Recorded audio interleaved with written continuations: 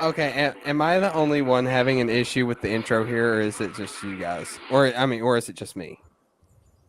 I think it was just Maybe you. just you. Maybe Did it you, yeah, play? maybe, yeah, it played. It played perfectly fine. It didn't like stop in the middle of it and then redo itself.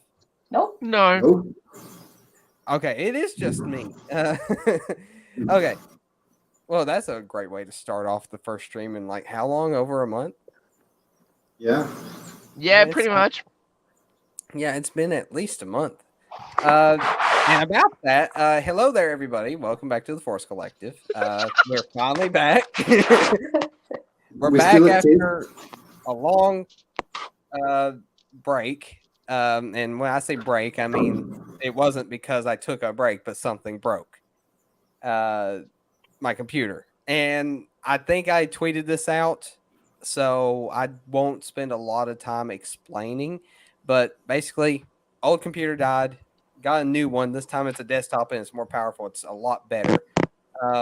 Or you can reference to Anakin saying, "My power's doubled since the last time we met." I don't know why. I was trying to get that out, and I couldn't think of it until just now. But that was the perfect moment for that reference, and I sort of ruined it. Oh well. Yep. Yeah. Don't agree with me.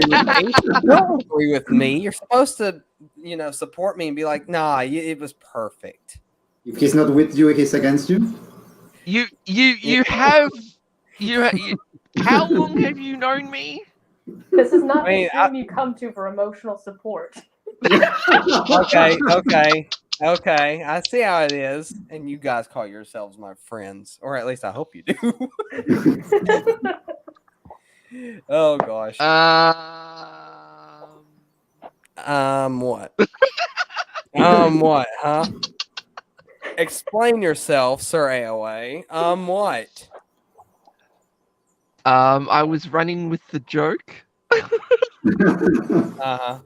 Okay. Well, anyways, we're back. This computer is much better. I've been testing it out, and I'm also like I'll go ahead and say this. I had done some test recording with like on games that I've got, and my computer wouldn't run anything that was higher than 720 with 30 frames per second, barely 30 actually. We wanted to do 25. This one does 1080 with 60 frames. So if that tells you anything about how powerful this computer is compared to the last one, it's a lot better. So I'm going to start recording some stuff, and I won't put it out super often because, I'm not going to burn myself out like I almost did the last time, but I am going to put a few extra things out. So there's also going to be a different streaming schedule. It's not like a different time or day. It's going to be a little less often.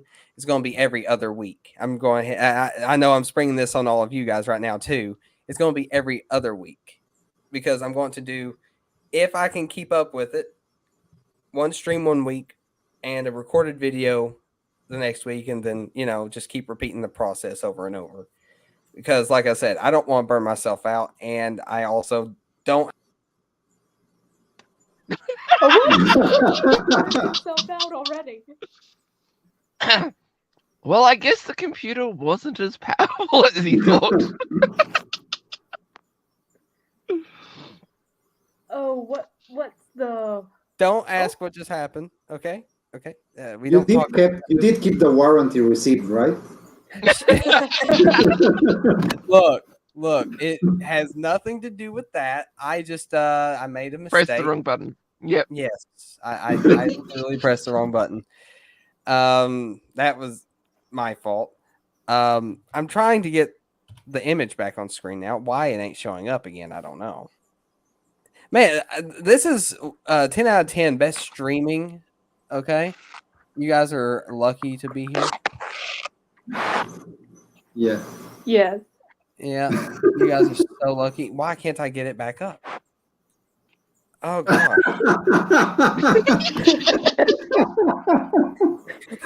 You guys are finding this funny. I'm trying to figure out why it won't come back up. It's just your superpower kicks in and you always make it sound worse than it is. Yeah.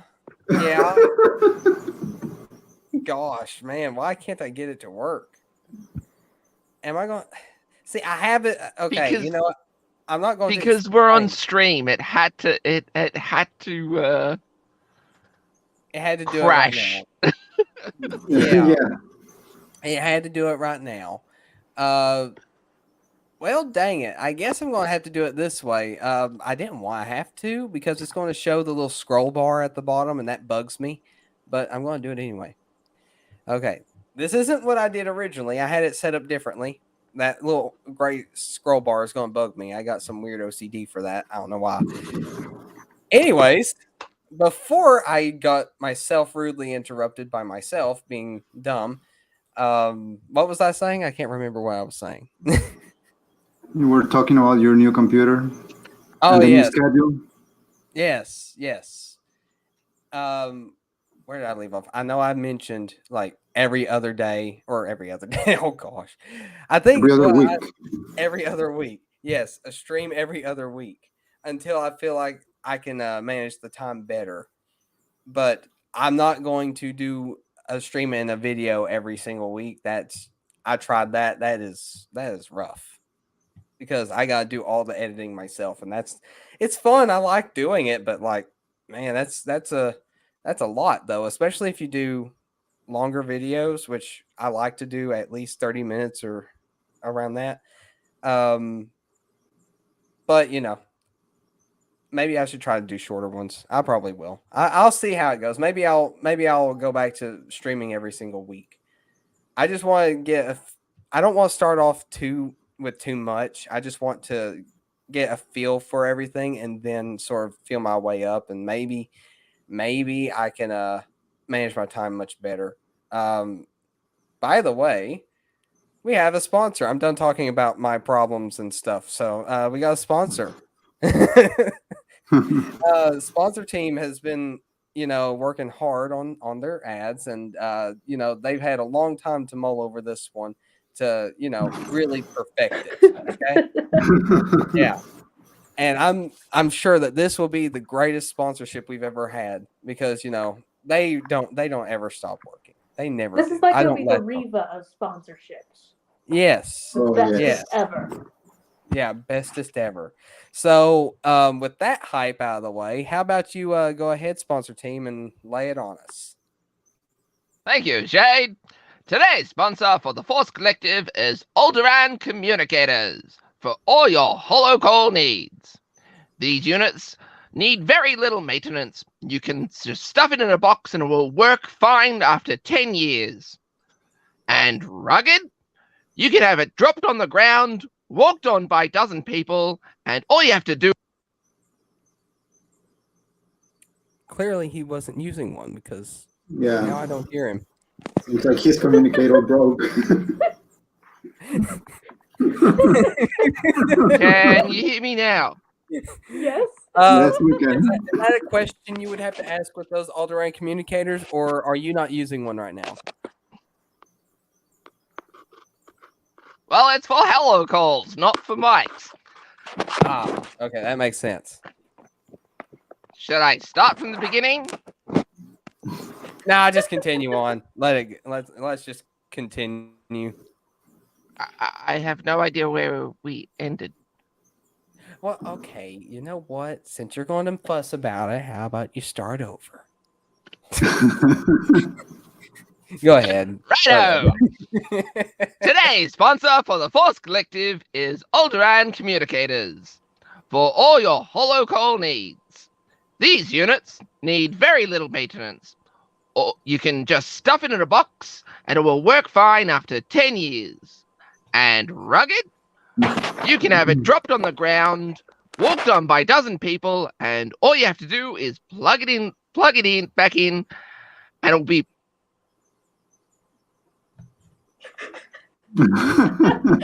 I think they need to start making mics if they're this good. I like the ad. I like it this way. I do too. I Yeah. like it too. it really drives the point of why you need to buy that brand.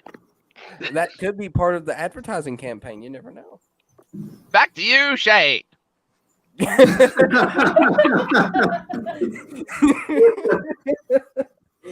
See, like that last, I want to say minute or so, we did not hear a thing from you. The only thing we've heard is back to you, Shade. Oh. No. They were just allowing you to talk. What? Wait, what? Oh, I see. They were allowing you to talk. Oh, okay. They were weren't allowed. interrupting you. Oh, they were. Oh, okay. I see. All right. Well, anyways, I guess with that out of the way, that was funny. I liked it. This episode of Star Wars Topics has been really delayed, but and hopefully people are still interested in our thoughts on this. But episodes 5 and 6 of the Kenobi show, there's a lot there to talk about. And there's some pretty good stuff. There's some pretty weird stuff that I sort of find like, okay, this shouldn't really be here. But there's some other really good stuff that I'm very thankful for. I mean, the scene that you see in the background right here is one of my favorite scenes from the Kenobi show. There's other good scenes, but we're going to start talking about the 5th episode first. I guess get our thoughts on that out of the way, what we liked or disliked. So I'm going to go in the classic Shade way, do everything in order by skipping myself and going to the next person. So how about you go ahead, Surrey Away? Give us your thoughts. So we're starting on the dark side. Oh yeah, sorry. Hold on. Let me play that clip here.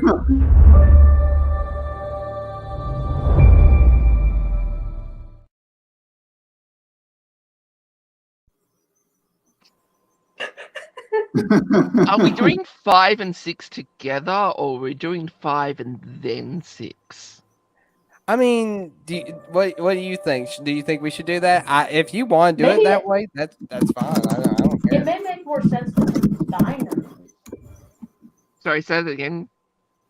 Oh, I was saying it may make more sense to combine them because I feel sometimes when we do the episodes separately, they're like things that we end up wanting to say for the next one. You're right. In I remember. context. I remember now. Yeah, I remember how some of the last episodes went. So yeah, let's do that. So go ahead. Just let me crack my fingers for a second. I thought episode 5 was bad.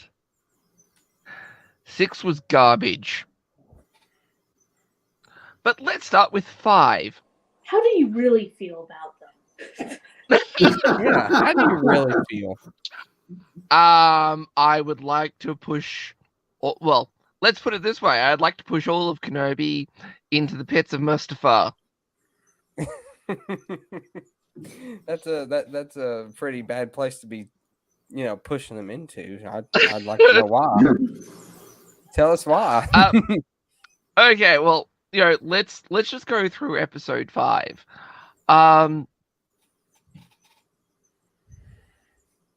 I do have to admit, in comparison to episode 6, episode 5 is actually a functioning story. But the thing is that a lot of people sort of complained that Leia is doing too much, and yeah, it kind of makes a whole lot of sense. They really should have had someone sort of telling Leia what to do. It was just a little bit sort of, oh dear God, they've turned her into a Mary Sue. And just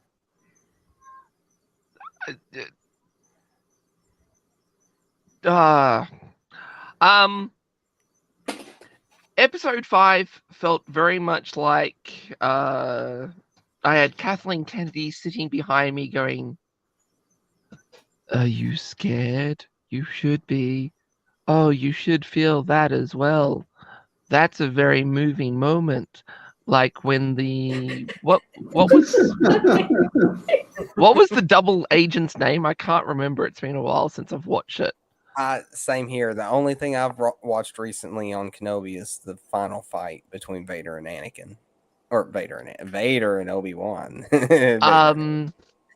Because I mean, the thing is that sort of it was, oh, here's a moving moment as the loader droid gets absolutely torn apart,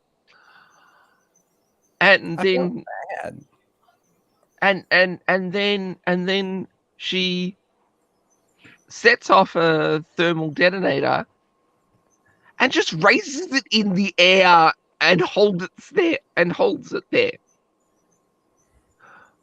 Why don't you throw it down the hall? Might be a little bit more effective, and it might have killed Reva, and then we wouldn't have had to deal with everything afterwards. I can agree with that. I mean, bloody Vader somehow pulling a ship out of the air.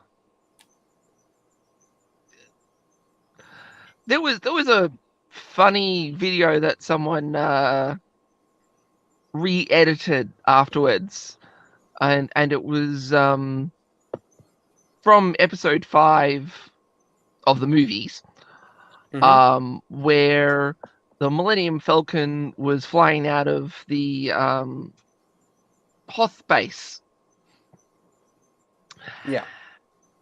And you kind of sat there and sort of went, yeah, that makes sense when in this re-edited video, Vader grabs the Millennium Falcon, pulls it back into the base, and then slams it into the ground. Because you're sort of like, well, he can do that, so why didn't it happen? The Millennium Falcon is a Mary Sue. Yeah. I don't know how you didn't know that. It really is. It's lasted all the way from Star Wars Episode 3 all the way up to Episode 9. But I mean, the thing is that Vader stabs her in the stomach twice, and Vader, twice, and then leaves. If there is anyone in the galaxy that would know the detriment of leaving an opponent alive, I think that person would be Darth Vader. I agree. I think that Reva should have died right there. That would have made more sense to the story. And then,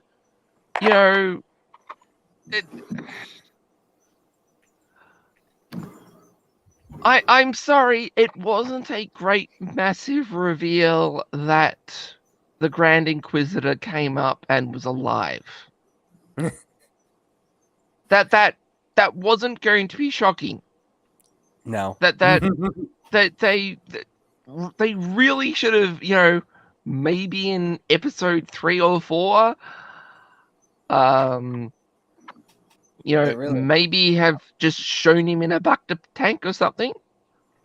They really should have done some sort of lead up for it. Yeah. It felt out of place. It just felt out. It just felt like that he respawned. Yes. I've been watching a lot of Rust, and it just felt like he had a sleeping bag in the back, and he's just popped back in and like, see, I'm back. And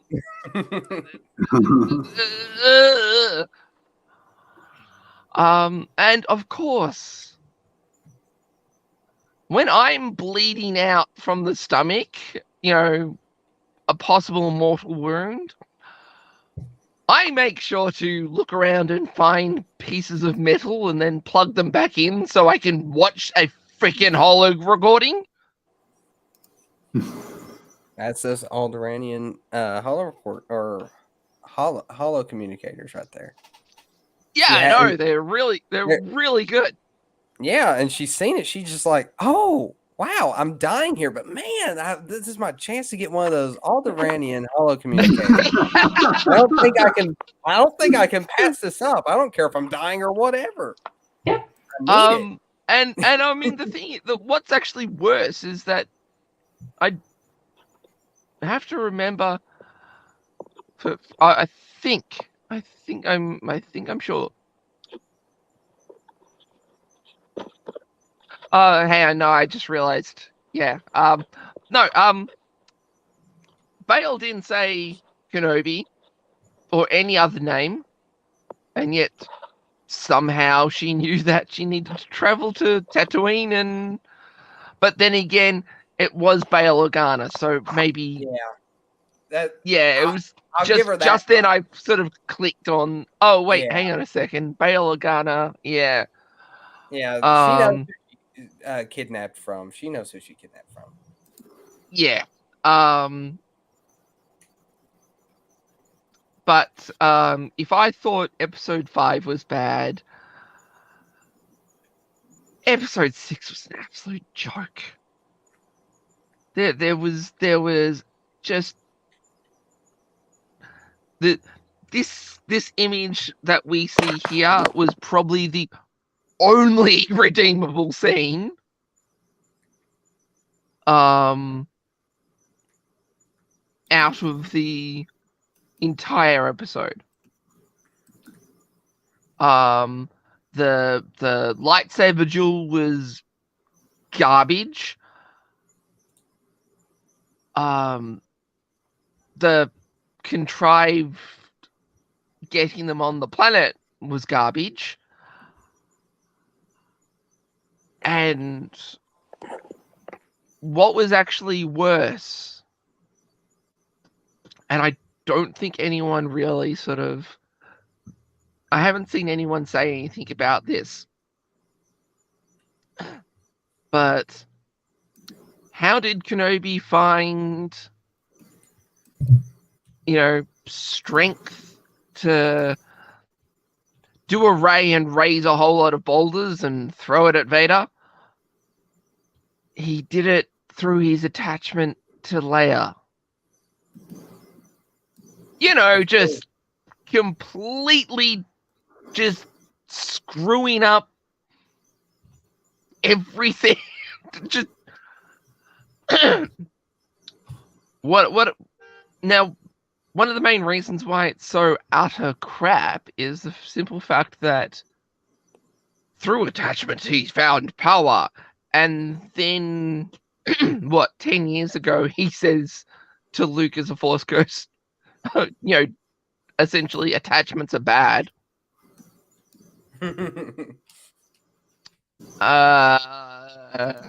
Yeah. Okay.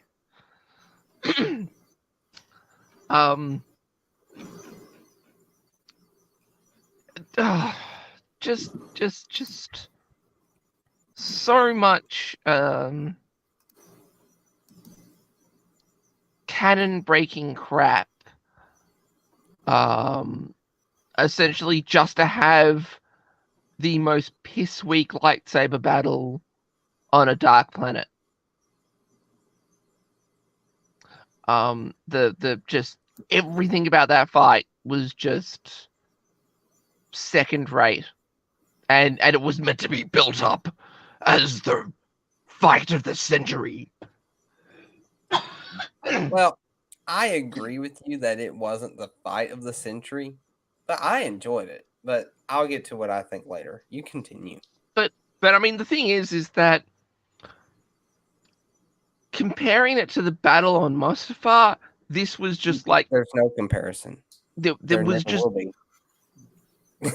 yeah, but I mean, at least get it in the goddamn ballpark. You're not even in the same state. And, keep the bloody camera still. But that's pretty much all I can say about that bloody fight. And it was just sorry. The entire thing was rule of cool, rather than actually having substance. I mean, that little discussion between Anakin / Vader and Kenobi, yeah, that was pretty cool. But it had no substance behind it. And people go, oh, but, it finally... Yeah, I get that. But, one, it really shouldn't have needed to be said. It was said for the benefit of the audience, not the character. Which is pretty much what you can say about the entire goddamn series. None of this was character driven. But let's put that aside to go back to Tatooine.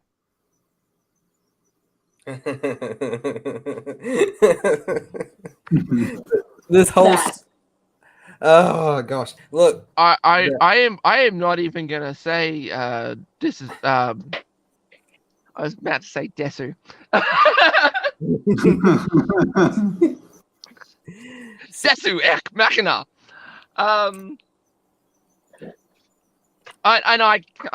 Damn it, sorry, my brain's just fading on me. I can't even get the pronunciation right. Deus Ex Machina, that's it. Yes. There's Deus Ex Machina, and then there is just sort of like what happened with Reva.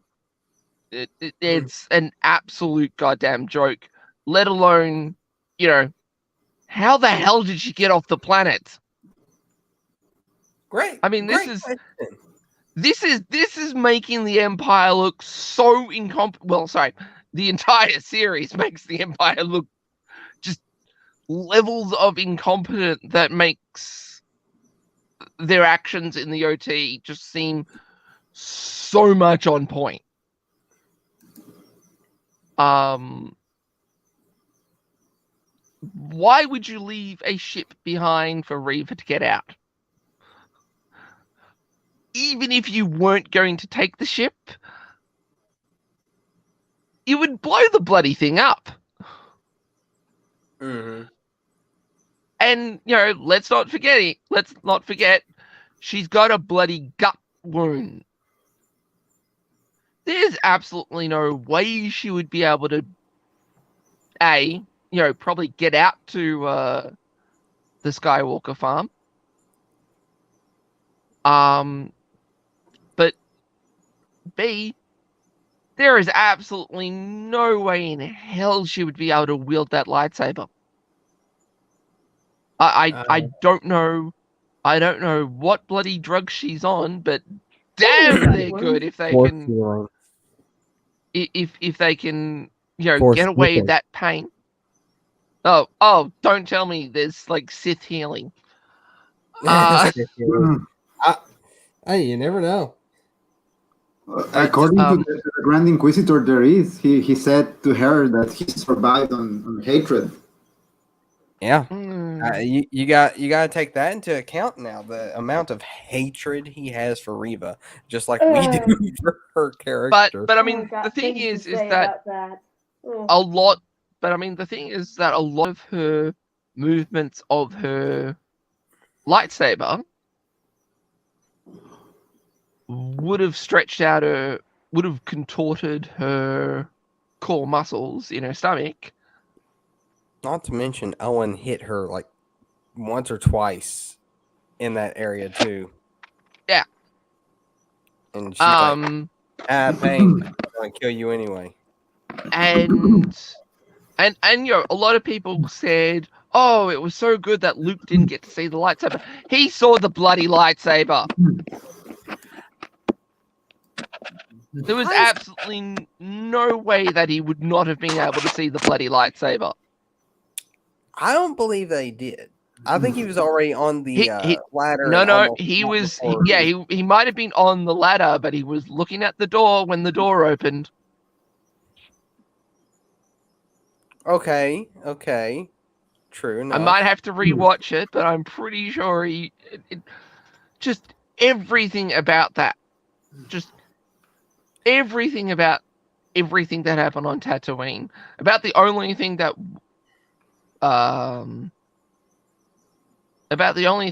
was cool about the stuff on Tatooine was Lars and Brew. yeah, And I agree. I very much agree. and especially pulling the guns out of the hidden section.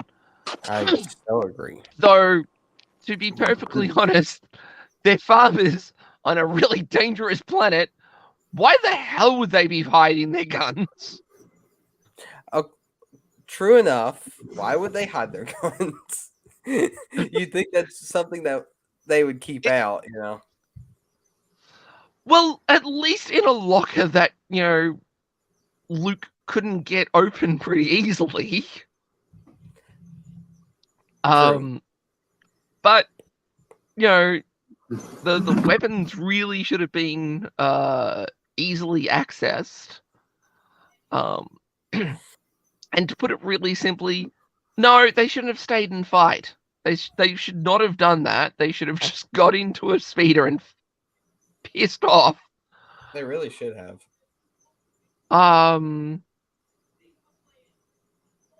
But no, the plot needed to happen. They read the script, so they dutifully stuck around. And yet again, Reva somehow gets out of the farmhouse really quickly to follow Luke with a hole through her stomach. For the second time. That's also that is also a good point. The amount of damage in that section of her body. For the second How time. the hell? But by the time we get to her spin-off, she's going to look like Fennec. She's going to have her stomach. Honestly, I was thinking more of SpongeBob, just holes all over. Yeah, that's what I'm Damn you. Damn you, Chrono, for interrupting, and damn you for Shane for beating me to that.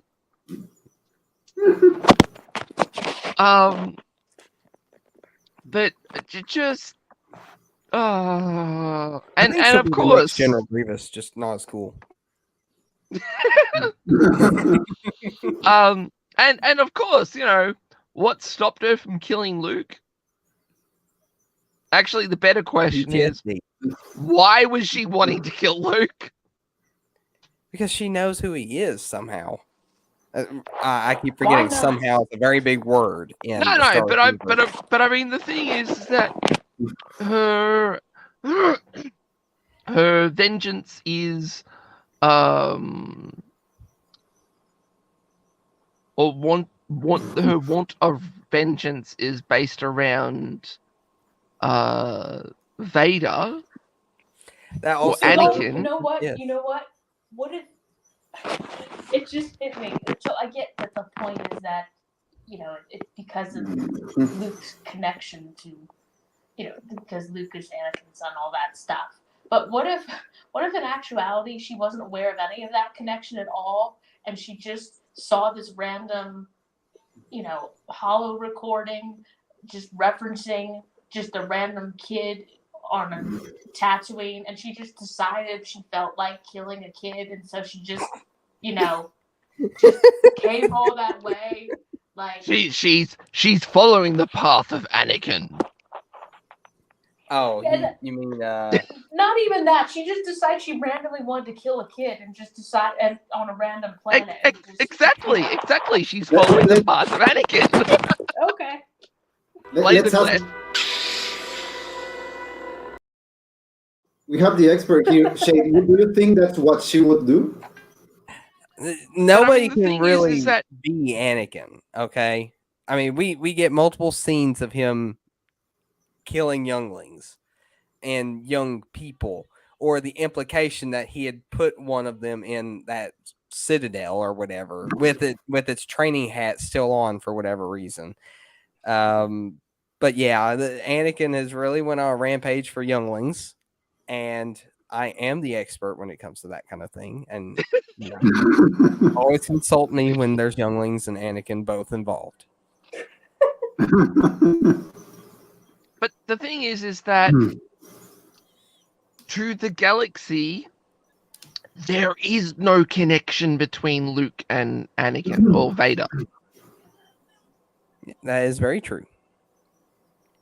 Now, of That's course, does not make sense. of course, the audience knows about the connection between Luke and Anakin. But according to the galaxy, Anakin's children are dead. Yep. And there's only 3 people that know the truth. Well, I'm guessing 4, because, you know, Bale might have had to tell, you know, his wife. Because, you know, that wouldn't exactly be a secret he could keep. No, bringing a random child to your home saying, "Oh, I adopted this kid that I clearly adopted has no this. parents now." So yeah, only 4 people in the galaxy would actually know about this connection, and yet somehow Reva found out about this connection and flew to Tatooine to kill a child. And then, of course, she stops because she sees herself. PTSD being stabbed. Yeah. And of course, this is the best part. She raises her lightsaber over her head. And of course, if you've done any sort of weapons training, you would know that raising your weapon over your head will move the muscles in your stomach. She's clearly got so much hatred inside her at the moment that the pain is nothing. Okay. Well, to be fair, if you have no stomach, then I bet it doesn't hurt. That's true. She That's has been probably her stabbed case. in She the has no stomach stomach. No. We're talking about the muscles in front of the stomach. We're not It's talking about all the way the stomach. through, sir. You don't need the stomach to. We know that, but you need your stomach in general, and it's probably going to hurt if there's a hole right through it. No matter and what let's not forget that it was probably through her liver, so she's She really should be dead. Yeah. And I wanted even it to happen. Just saying. even if the wound was cauterized and all that type of situation, that amount of damage, probably to, you know, the tiny remaining parts of her liver after, you know, being stabbed as a child.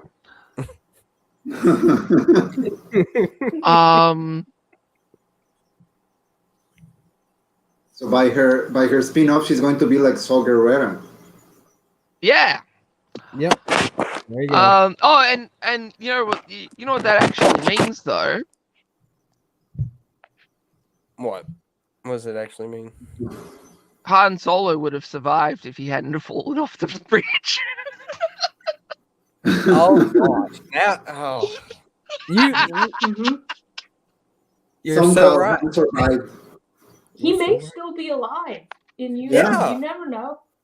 Yeah. Oh well, that's right. everybody- He did fall down a shaft, so maybe More logic. just Somehow. somehow Somehow. Han Solo's alive. in the middle of that burning planet turned into a sun or whatever. Sun. Hey! Emperor Palpatine blew up twice. So, Yeah, true enough. But yeah, Han Solo's probably the core of that sun now, and that's why it's so bright. He's just the core. Oh, yep, that makes sense. Yeah. Actually, sorry, I'm just thinking my way through why the base would absorb a sun to fire its laser. We're not going back over this again, okay? We already did this once. No, I don't think we did. Yes, we did. We went through, we went through the movies, but I don't think we ever brought that up. I feel like I did, because that's something I always wondered. Why? Why would it take us, and why do they think that it's viable to do so? Because that alone will destroy your solar system right there. Because the sun is what's holding all the planets. It wouldn't just destroy your solar system, but how the hell would you absorb the power of the sun in something that was smaller than our bloody moon? Exactly. Somehow. Somehow. They only fired it twice. Think about that for a second. They designed a weapon to run on sun power that can only be fired twice. And needs an entire sun to actually fire. It's not even just that. So I would say it's accurate, right? It's like the solar panels we currently have, that they can only produce a small amount of energy after absorbing a ton of sunlight. So in other words, you're saying it's the most inefficient weapon to have ever existed. They just prove how inefficient it is. It's not even just inefficient, but it's a waste of space. It literally is an entire planet that's been dug out, and like they literally turned the entire planet into a super weapon. So how much work do you think it would have taken to dig out basically the insides of the entire planet somehow and create like some sort of core for that weapon within the planet? Not to mention, if you didn't notice, there's like this big cutout all through the center of the planet where that weapon is. That's going all the way around. How did they cut out that much of the planet, and where did they dispose of that much planetary material? Because there's no big mounds of dirt or snow and whatever anywhere on the planet, because that would be a lot. That would be a giant pile. Think about that for a second. The entire planet.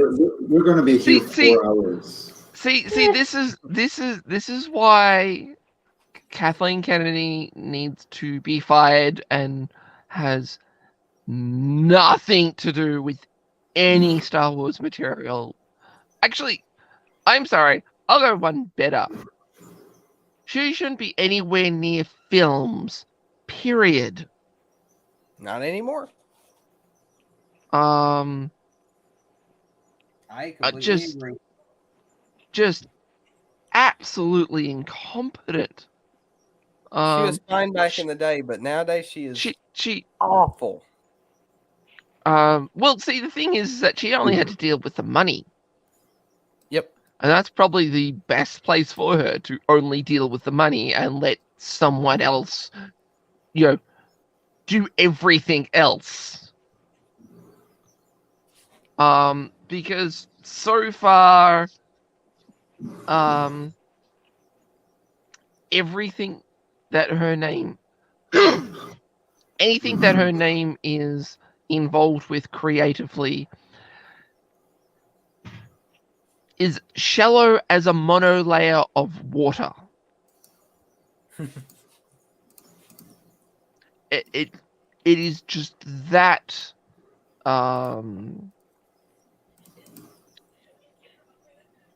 that thin of actual thought put into it. Like, why was it so hard for Yoda to lift up the X-Wing when Kenobi can lift up an entire quarry of rocks? True enough. But I'm still like hooked on the planet thing. Like they did all that work to turn a planet into a super weapon. They've dug out most probably of the insides of the planet itself. And all they have to show for it is that it's solar powered and it only can be fired twice. I'm thinking about like the economics of that. Like it's like they didn't have anyone, or like the First Order doesn't have anyone running like cost benefit analysis of any of this. Oh, what's even more surprising was how does it open and close? Yeah. Yeah. I mean, seriously, how does it open and close? There's just also the issue of if you are building a structure that big that's planet sized, you're going to have issues of just gravity causing it to collapse in on itself. At that point, so it just What happened to the never mind. core I of shouldn't the planet? think. What happened to the core of the planet, though? How did they remove that? Somehow. Yeah, somehow. Never mind, that answers it all. Somehow. Just it just, and I mean the thing is that it is obviously a planet, because the thing is that when it was blowing up, it collapsed very much like a planet. And oh god, geez, the more you think about it, the more it just, because I just realized when it got recreated into a sun, everything collapsed in onto itself. So in other words, you were saying that a sun has a planet at its core. Do you know what happens to suns when they have a really dense, heavy core? Mm-hmm. Does anyone want to have a guess? Don't they sort of go supernova? They sort of turn to a black hole. They kind of blow up. Yeah. Mm-hmm. And possibly turn into a black hole. I just don't understand how that works. None of that. I don't understand the logic. This may be a sci-fi universe, but there was always some sort of reality when it come to the planets, just a little bit in the originals. And this is the biggest problem with Disney Star Wars. Is that you can call Star Wars prior to Disney, a sci-fi fantasy. I think Disney I think Disney, we can sort of say, is Disney Star Wars is more a fantasy sci-fi. Yes. Because the fantasy is a lot more prominent than the actual sci-fi part. Agreed. See, the thing is that George Lucas Star Wars was a veneer of fantasy over science fiction, where Disney Star Wars is a veneer of science fiction over a fantasy setting. Yep. Well, sorry, except for anything that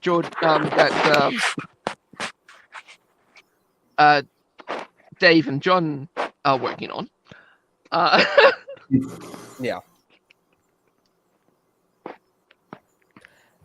Anyway, we've really deviated, and we're an hour in. Yep. So, well, that's what you get when you put me in first. You know what? This is gonna happen to you from this point on. Oh, come on! Oh, great! So I get another go at the end. No, you've had your turn. You've had your turn. We've spent 50 minutes on this one. No, we Okay. haven't. Because Okay, there was sorry, at least 40. But yeah, no, I think that is pretty much it, because I mean everything else that was wrong with episode 5 and 6 has frankly been stuff that I've been saying is wrong with the entire bloody show. You know, it just, you know, Leia shouldn't have been there. The Inquisitors and the Empire shouldn't have been the opposition or the antagonists. It should have been about Kenobi and not Leia. Yeah, I think that's about it. Though actually, I would have to say this. I actually wouldn't mind I wouldn't mind a spin-off of the fake Jedi. Oh, really? the I like only it. good thing to come from Kenobi I agree. was the fake Absolutely Jedi. agree. I Yeah. do like him. I do. I actually do. I sort of want that too now. At least he's better here than Granted. Eternal. You know, granted, just like a lot of things in the show, it really shouldn't have existed. But because the thing is that no one would be stupid enough to do that. And frankly, the Inquisitorium would have found out about him ages ago and killed him. You know, Yeah, we are kind of forgetting that 10 years have gone by and the Inquisitorium have been running around killing a whole lot of people. So, you know, someone claiming to be a Jedi, yeah, would have died already. Yet again, showing, Agreed. you know, this show is showing how incompetent Kenobi and the Empire truly are. Well, anyway. Now And yeah, that's where I'm gonna end it. okay. Now that Sir AOA has went through his full what was it, segment? Yes, Into the Dark Side with Sir AOA. We're going to move on. We're going to move on. See, the thing is, Sir AOA has so much to say that we've given him his own segment, and I love that. I love it. And I like it's called To the Dark Side because it really suits his segment. Anyway, I still don't think it does, but I think it does. Okay, I'm the host here, and what I say goes. no, but I mean, you know, it seems more appropriate to be, you know, sort of more sort of linking it to how is it pronounced? Vapad? Well, is that how it's pronounced? I think so. I think so. I mean, the way I see it is the dark side is like the brutal honesty that people don't want to hear. That's how I sort of thought of it. Yeah, but I mean, it's selfishness. It's about self. My passion is coming from wanting to, you know, help, fix, repair, look after, defend. Mm-hmm. Well, see, I'm not going in the like Star Wars version of Dark Side. I'm just saying like a lot of people don't like the brutal honesty, so to them that would be a dark side because they don't. Half the people don't want to. Okay, not half the people. There's a lot of people that look at people that criticize it as the bad guys, which is what the Sith are the bad guys. You know, the dark side represents the side that everybody hates. And the way I see it is if you're being brutally honest, whether I completely agree or disagree or somewhat agree or disagree, it doesn't matter. It's still going to be like your brutal honesty about what you felt. And if people see you as the bad guy because of it, then that's their problem. But for some reason, it seems like people like us that do have legit problems with things are looked at as the bad guys. That's sort of my thought process behind naming the segment that, Yeah. Which I never really went as deep into the thought about it until just now. That was sort of like, so you got me to think even more about why I titled that. Hey, You're it's right. what I'm here for. Yes, that's exactly what you're here for. So deep thought that it turns into a black hole. Yeah, exactly. All right, so now we're going to move on to Commander Tano because she was next originally in line, and until her AOA decided that he wanted to say that's why you put me in first. So you're going to learn from now on, Sir AOA. I sound so mean. I don't mean to sound mean. Like if you know me, I'm probably one of the nicest people around. But when I'm on here, I make myself sound mean, and I don't mean to. Says the child murderer. Hey, don't bring that into this. Okay, look, I'm a different person in real life. You're very nice for stabbing them. Someone's gonna tune in at like the wrong moment and think this is like a child murder kind of support stream or something like that. That or people are going to legit think that I'm some sort of child murderer, and you guys are interacting with me like as if I'm not, as if it's not a problem. Do send a message to the Discord if SWAT comes to your place. I have a feeling someday that will happen, and I don't want that to happen, but I have a feeling that will happen. They'll be like, they murder children. You need to go and stop them. And then the SWAT will get here. They'll see like literally nothing but a messy room because right now it's messy. And me being on a computer with Darth Vader on my screen, maybe playing the child murdering clip or whatever, and they'll be like, is this what they were talking about? Because it would be that inopportune moment that they would show up, and it'd just be a whole mess in general. And to make it worse, they will go like, hey, isn't that the missing computer from Walmart?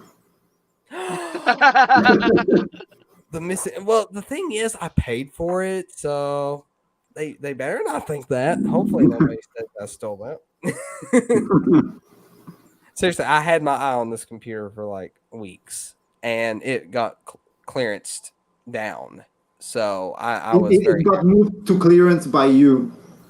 Hey, in a way, you're not wrong. In a way, the team lead back there is like they can. Now, Walmart's not supposed to do this. This is a little insight. You're not supposed to hold anything. This is getting shadier and shadier. I am making it sound bad.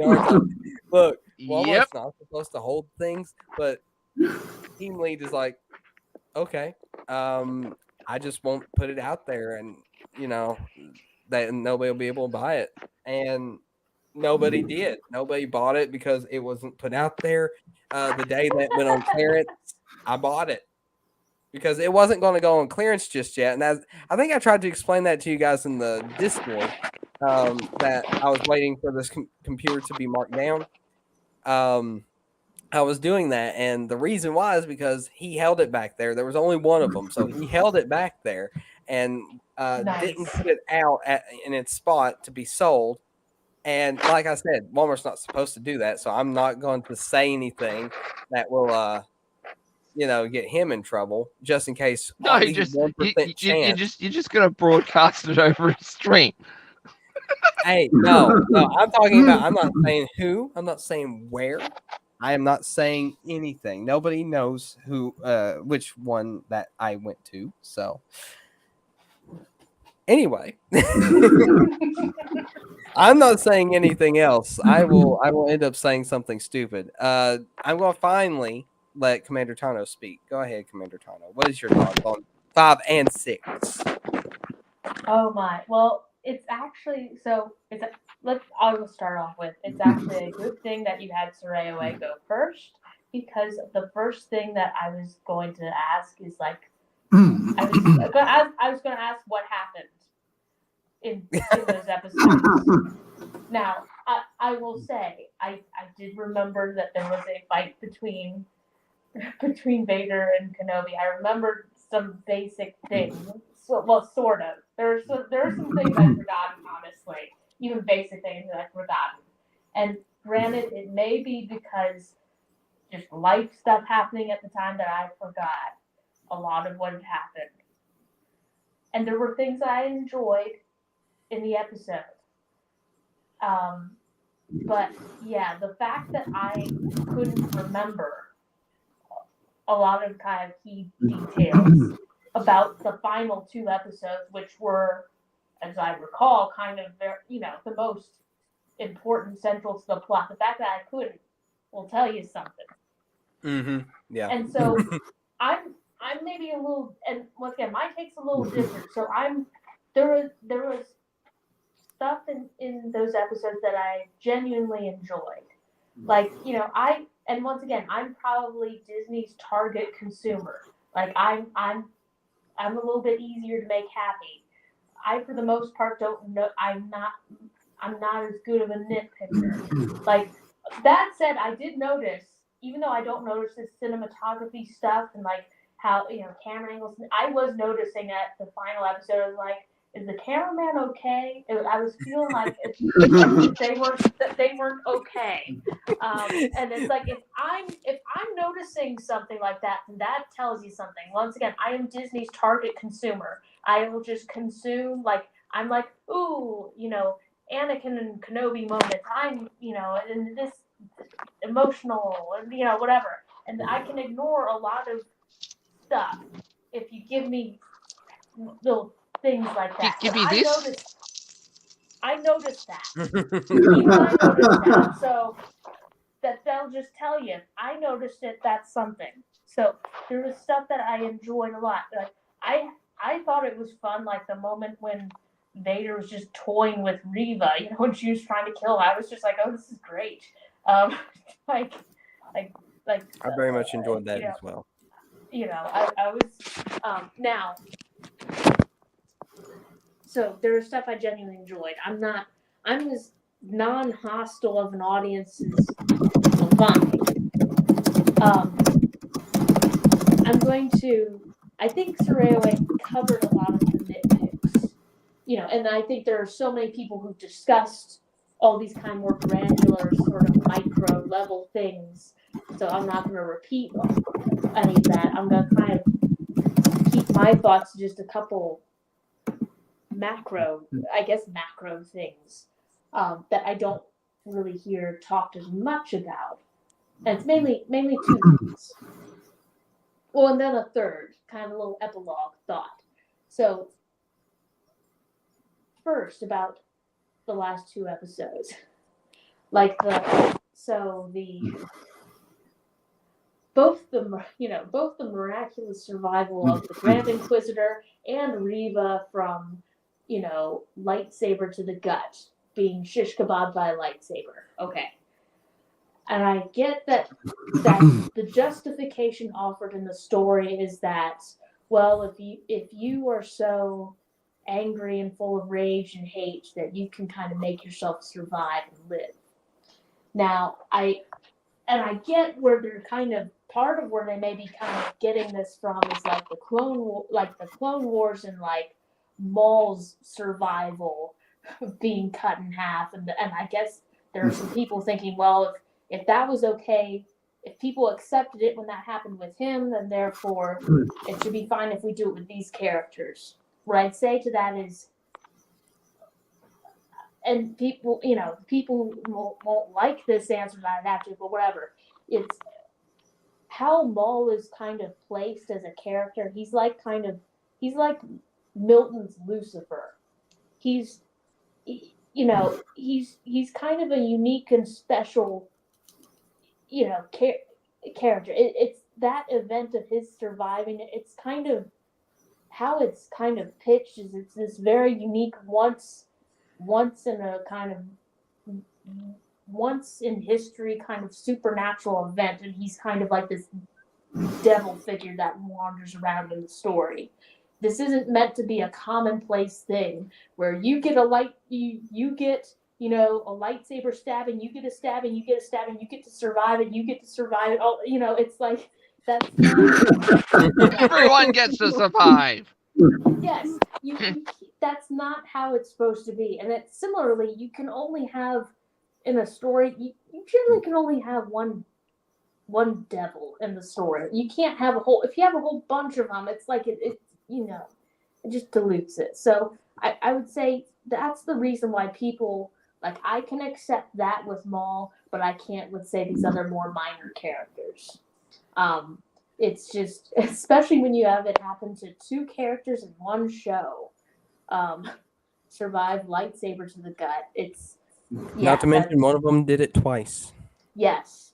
So that's the thing, and people may not like it. Why'd you accept it when it happened to this character? It's whatever. It's like, I find Darth Maul to be a more interesting character than the other two, and he got to it first. You can't. That plot device has been used. You can't keep going back to it. Sorry, you have to think of something new. Actually, I just realized something. Because what happened before Darth Maul got cut in two? Yes.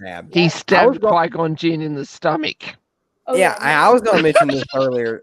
There have been so many great memes coming out of, and it was the same thing with the Force healing. When Rise of Skywalker came out. So it's the same critique I have of that. It's like I'm fine if you have on occasion have these kind of, in the story, like in a fantasy world, these kind of crazy supernatural events happen. Like a character being able to just kind of survive on hate. I could see that. I'm going to suspend disbelief and accept that for Darth Maul. And his hate for Kenobi. I'm going to accept that. But I can't. It can't be a thing where it becomes commonplace. So that's my one kind of macro thing, and I guess it's macro in the sense because this applies also to kind of stuff I've seen in Rise of Skywalker. It's just an overall story thing. You can have these crazy supernatural, wouldn't happen just once in a million chance events, but it has to be that once in a million kind of thing. You can't have it happen every day in that world. Second thing, and I haven't seen, so I've seen the last episode. It actually, and I get Rebels is not Clone Wars. It's got its issues, but this episode actually made me appreciate Rebels more in a way, because I think while I enjoyed in Kenobi, I enjoyed the fight. I enjoyed the kind of the interaction between the two at the end of it. I enjoyed all of that. Is that between Kenobi and Anakin, or Reva and Kenobi? No, Kenobi and Anakin. So okay, cool. Yeah, I'm not the Reva thing. That wasn't even. That was just When I talk about the fight, I mean the Kenobi and Anakin fight. So I enjoyed that. Oh no, it was just more that you kind of made it sound like the discussion at the end, and it's like I was using confusing language. But so like when after Kenobi and Vader fight, and when it's like that whole little bit, like how I can't even remember the exact lines from it. That's Anakin is you gone. didn't kill yes. Anakin. I did. Yeah, all that. I enjoyed that. Obviously, although it says something that I can't remember it exactly, that'll tell you something. I enjoyed it. I remember enjoying it. But at the end of it, when the episode went all, came to its very end, I was like, and I get that they're trying to mirror Rebels, but I think Rebels, for all of its faults, either plot-wise or stylistically, I think it did something. I think in a way it did Anakin better than this. And I actually tweeted about this than Kenobi, this show did. And the reason is, so the part at the so towards the end of the episode where Kenobi goes to actually visit Leia one last time and gives her little toy robot. I forget what the name of it is, but so Lola. Yeah, Lola. So and then when Kenobi's telling her, how she's like both her parents, and this bit where he says, he basically says you're like your mother, and because you're kind, you're this or that, like he lists these kind of very overtly positive character traits. I know like kindness or something like that was in there, and then he says, but you're also like your father, and he goes like kind of like passionate, forthright, and it's like they're not. It's basically like saying you're like your mother in that you're good, but you're like your dad in that you're strong and powerful, and that to the extent of, and I wish I had the exact lines that he used, but that was the effect I walked away with, and I feel like that was what Rebels did better. Once again, it's like this is like a show. This is very much a show for children. Whereas Kenobi, like the audience, they're clearly they're going for an older audience than they were for Rebels. But I think Rebels got it more right, where you had before the finale of season 2, where you have the Ahsoka Vader fight, you have Ahsoka explaining to Ezra, what Anakin was like, and she says,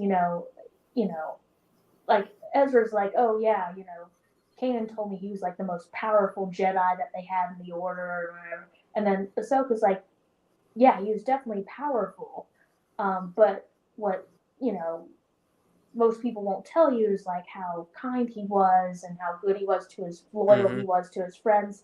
It was that bit, and it's like that was what I felt was missing. I feel like in the Kenobi show, he should have told Leia that he got. That she got her kindness, like her good character traits from both her parents. It wasn't just like, oh, you just had good mom, but strong, passionate, but bad dad. That's at least kind of there was some, that's maybe my one little nitpick moment I have. I don't think it's talked about as much, but I feel like it should be. And especially since if Kenobi is, in the show, in the kind of the fiction of the story, if he's truly come to accept that Vader and Anakin are separate people, then he should be more able to accept, Anakin as a kind, good person and be able to tell that to his daughter. You get what I mean? Like, God. But yeah, so that was my second point. I have to say that is a bloody good point. Yeah, it really is. Yeah. That just it was very interesting the way you point that specific thing out, because it makes a lot of sense. I hadn't even thought about it until you said it. I hadn't either. And that's well, like see, some kind of See, the thing is that I guess the minute you started pointing out, it sort of all clicked in together, and it kind of sort of made me realize that I had just been so blinded by just how shallow it is that I missed that level of shallowness.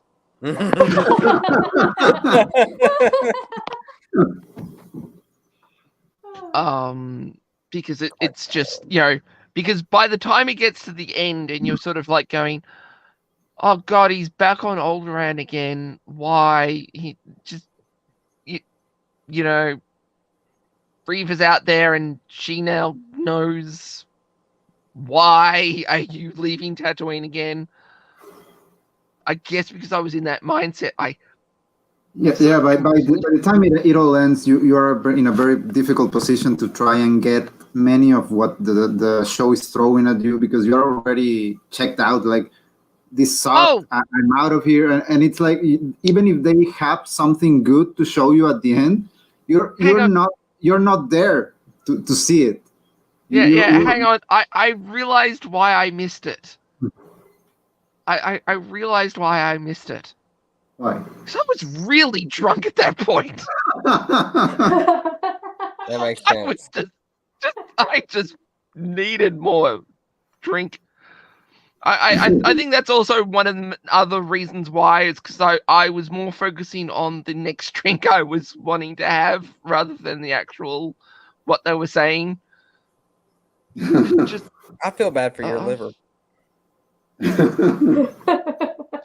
Hey, I wasn't smashing like half a bottle of anything, but I mean, it wasn't like I was doing this every night. Just one night a week for 6 weeks. I don't know. Sometimes this stuff gets you pretty messed up. I feel like you'd go a whole week, be like, oh, that moment just bugs me. I'm going to drink some more. No. You've got to remember one thing. Okay. There's some absolutely amazing anime happening right now this season. So it was just sort of okay, yeah, true enough. I'm going to put that away and watch some damn good anime. So that's why, the drinking didn't happen days afterwards.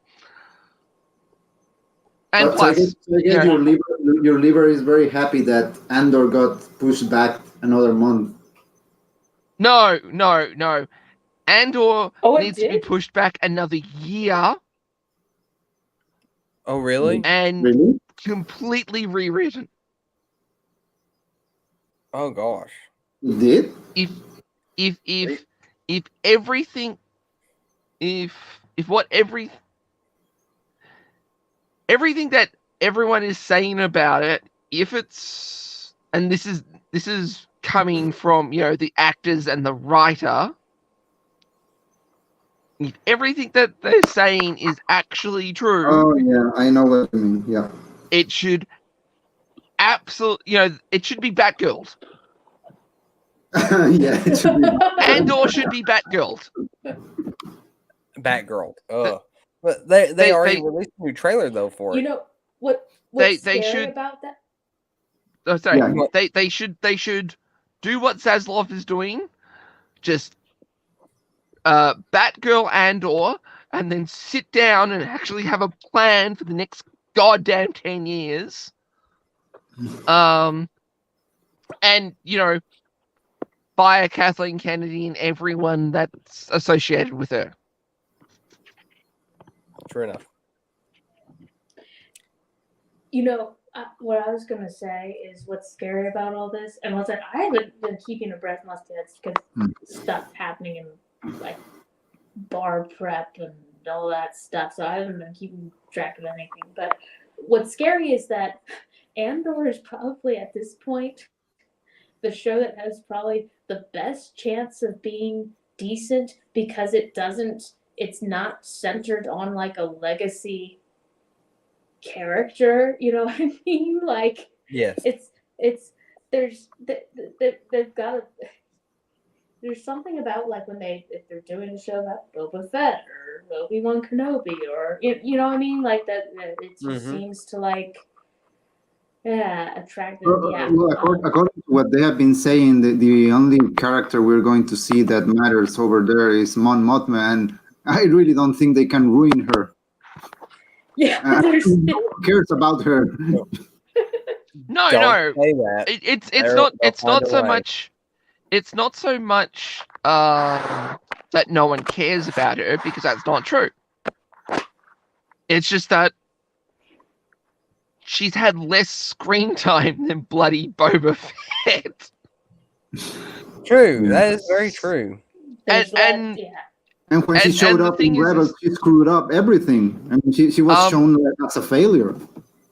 and the thing is that you know, they haven't exactly released a whole lot of Mon Mothma action figures, No. so people haven't invested in her. True. Yeah. But the thing is that I just get this feeling that instead of the sort of quiet diplomat type of situation that we kind of, you know, saw in the OT and saw in Rogue One, we're going to get Hillary Clinton. Or maybe AOC. Yeah. Yeah. Just, Yeah, I Hopefully think. not. yeah. Hopefully not. How do we even get to this? That's a great question. I'm not sure. Uh, Someone mentioned Anyway, Andor, and then we went I down did. that path. I did mention it, but I think we interrupted Commander Tana too much already. Not at all, though. Those were good interruptions. Wow. But how? So yeah, but I guess to kind of conclude that point, like yeah, I'm gonna say yeah. It's like I'm just gonna like instead of saying going further on what the Kenobi episode did wrong, it's like Rebels got that right, and it's like it is interesting to me when people compare the two, kind of the two Vader confrontations. There's obviously all the focus on the fight itself and the little bits of conversation between Ahsoka and Vader, Kenobi and Vader.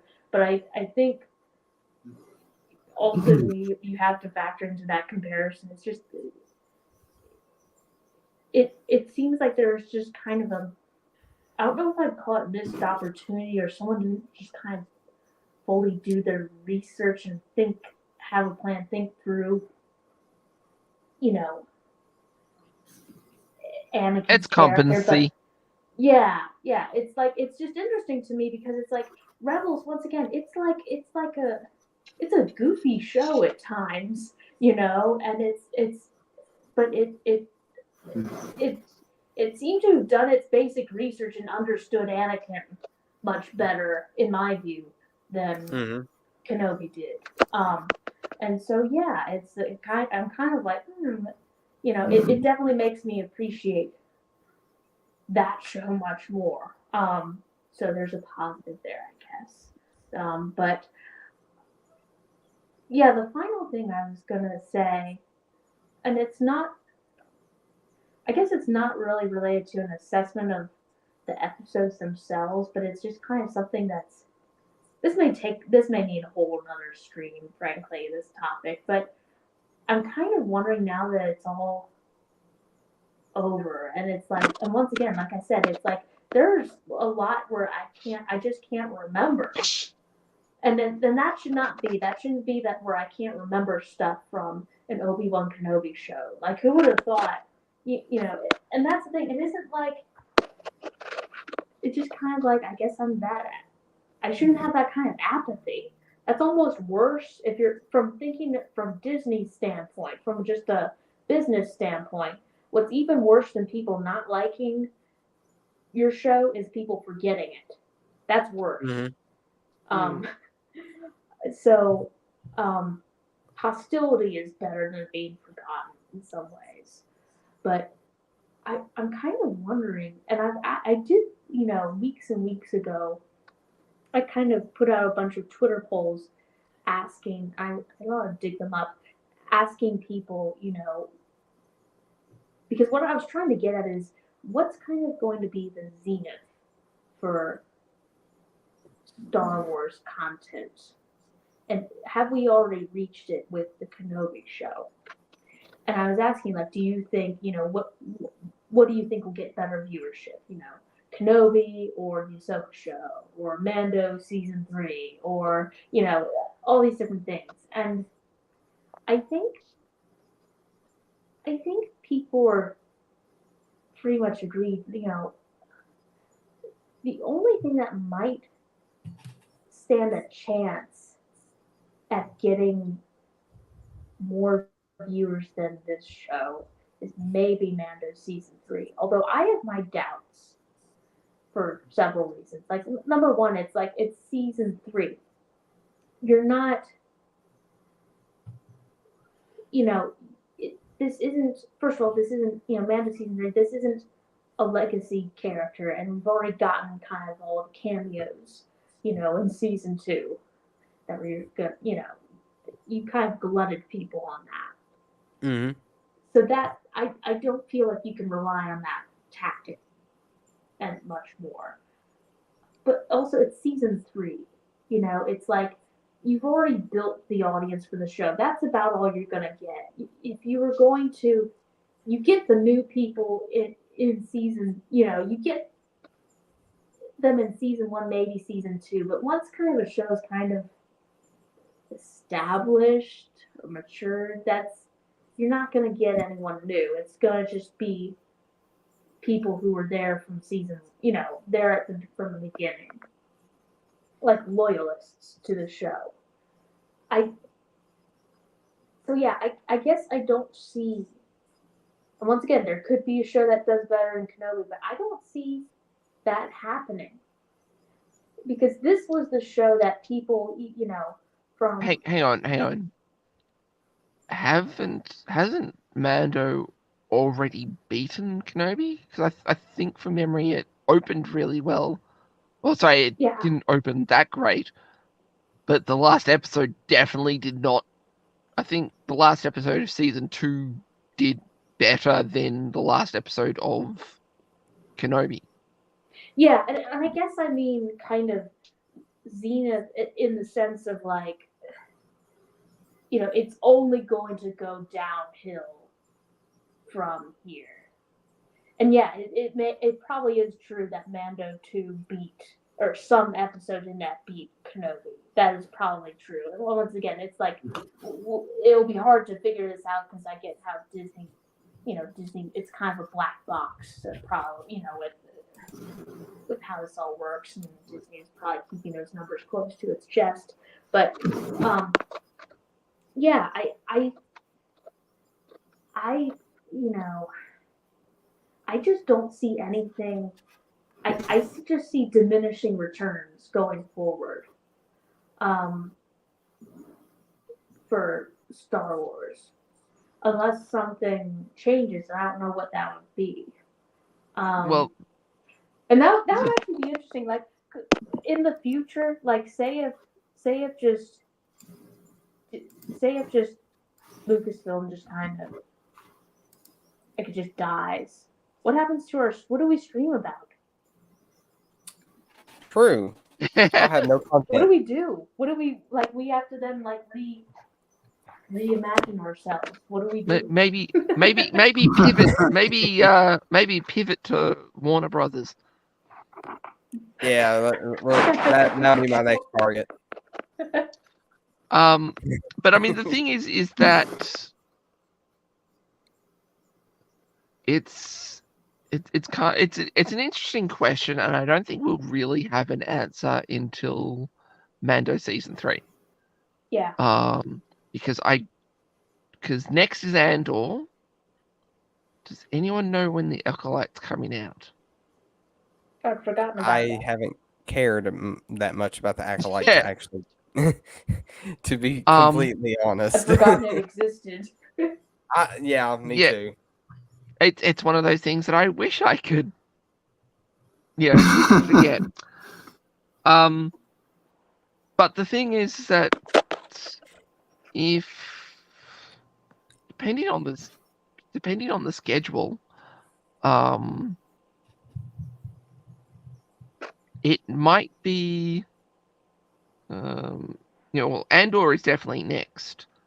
But if the Acolyte is after Andor, that's 2 shows done by Kathleen Kennedy. Well, sorry, it would be, 3 shows done by Kathleen Kennedy in a row. Mhm. Technically 4, because if the rumors are true, she poisoned the Book of Boba Fett. Well, that would make sense Um, as to why the Book of Boba Fett was a little lackluster. Yeah. Yeah, It's- according to some of the rumors, the Vespers were hers. Mm, I could totally Um, believe that. Yeah, it's- but yeah. the thing is that everything that she touches turns to utter crap, and it's only the Star Wars consumers, not fans, consumers, that are, the ones that will buy a $5,000 drink on a fake cruise. Wait, $5,000 drink? Was it what? Just Hang tell on, me was you it were joking. 5,000 or was it Yeah, 500? I can't I remember. would- It was a stupid amount of money for I love that essentially they're so 3 shots stupid of with alcohol. money. Sorry, say that again.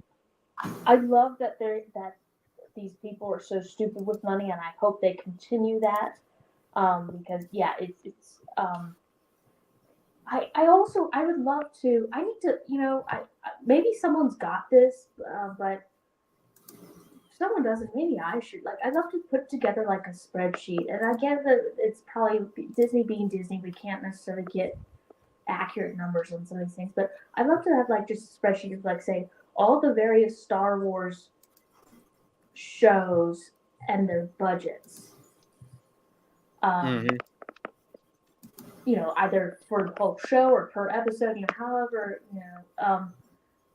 and then because it's like I'd love to know, and I get kind of why corporations like Disney do streaming services, because you can kind of hide your losses in a way that you can't just doing movies at the box office. And so, but it's like if I were just thinking of this from a purely just a fiscal point of view, not for regard for whether the content is good or not, I would not put so much stuff on a streaming service. It just becomes a money pit at some point. Yep. Where you're essentially giving people freebies. And I kind of feel like, Kenobi was, I feel like this is the last show, at least I can see in the foreseeable future, where you're actually bringing in new viewers. You could theoretically bring in new viewers. Because the things going forward, Mando Season 3 isn't going to really bring new people in. You're just going to have people who've been there from the beginning in, and maybe minus some of them. Because that's the other thing, is how I feel like the thing that's going to plague Mando going forward is that, and one thing I kind of appreciate is seasons 1 and 2, yeah, there may be a few loose ends, I guess, but I don't feel they're significant, or at least they weren't ones I cared about. Like, I can view Mando season 1 and 2 as a complete story and not need any more, with how it ended. Yep. I literally, I've got a couple of I've got a couple of bootleg DVDs of Mando season 1 and season 2, and I don't need I don't I don't need a season 3. Those I would it's like if I were showing that show to people, I would just say, at this point, I would just say these 2 seasons, that's it. It ends there. No, see, the thing is that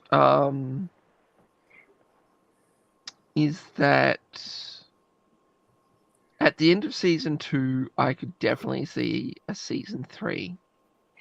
I could too. But But then they stuffed it up with the Book of Boba Fett. they did, and it's like because of that, I'm kind, it's like how they ended season 2. It's like if you're going to get, obviously you're going to get, Grogu back with, back with his real dad, but Yeah. you're going to kind of, in order to get Mando and Grogu back together again, like you have to kind of, that has to take a little bit more time. It can't be just some quick trite thing, and it can't be in a show that isn't Mando. It can't be in. I agree. You can't Agree. You can't Yeah. bury that detail in there. Yeah, so it's just, and I'd love to look under the hood and see kind of where these different decisions were made and why and by whom and how this all came to be. But because that happened, I'm kind of happy with just having season 1 and season 2. Like that's Mando for me, and that's all that needs to be.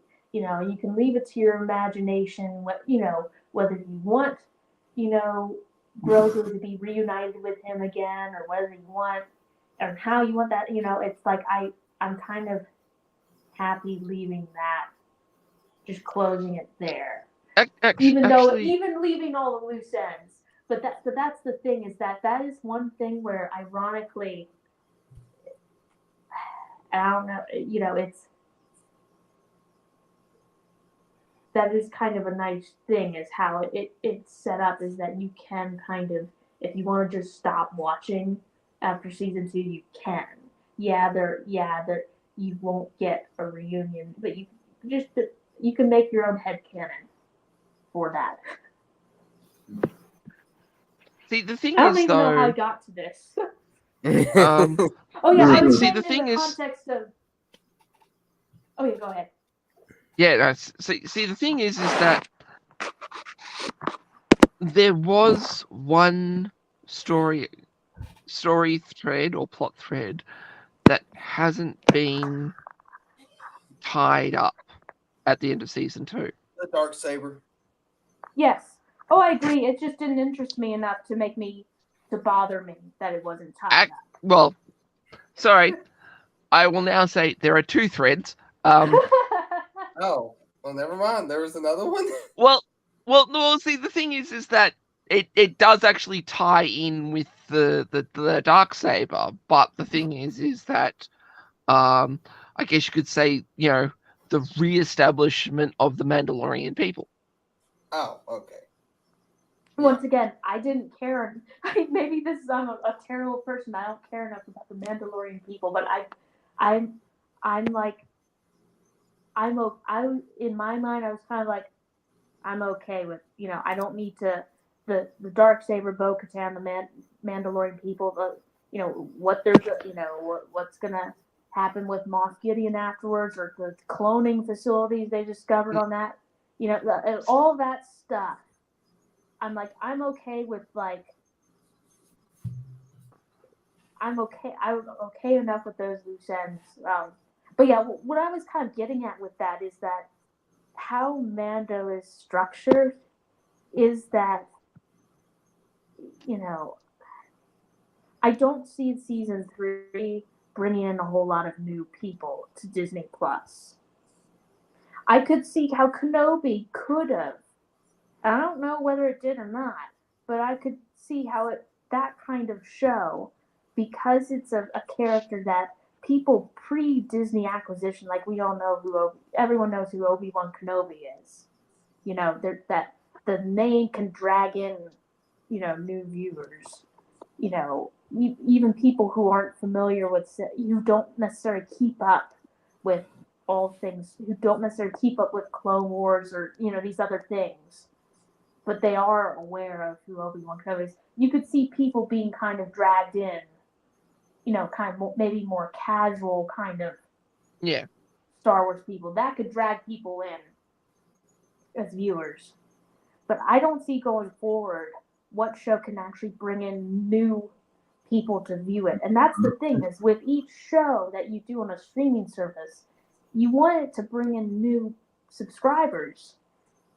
If you're just at some point, if you're just throwing in wads of content for the same people or a diminishing pool of subscribers, that's not good. Actually, I just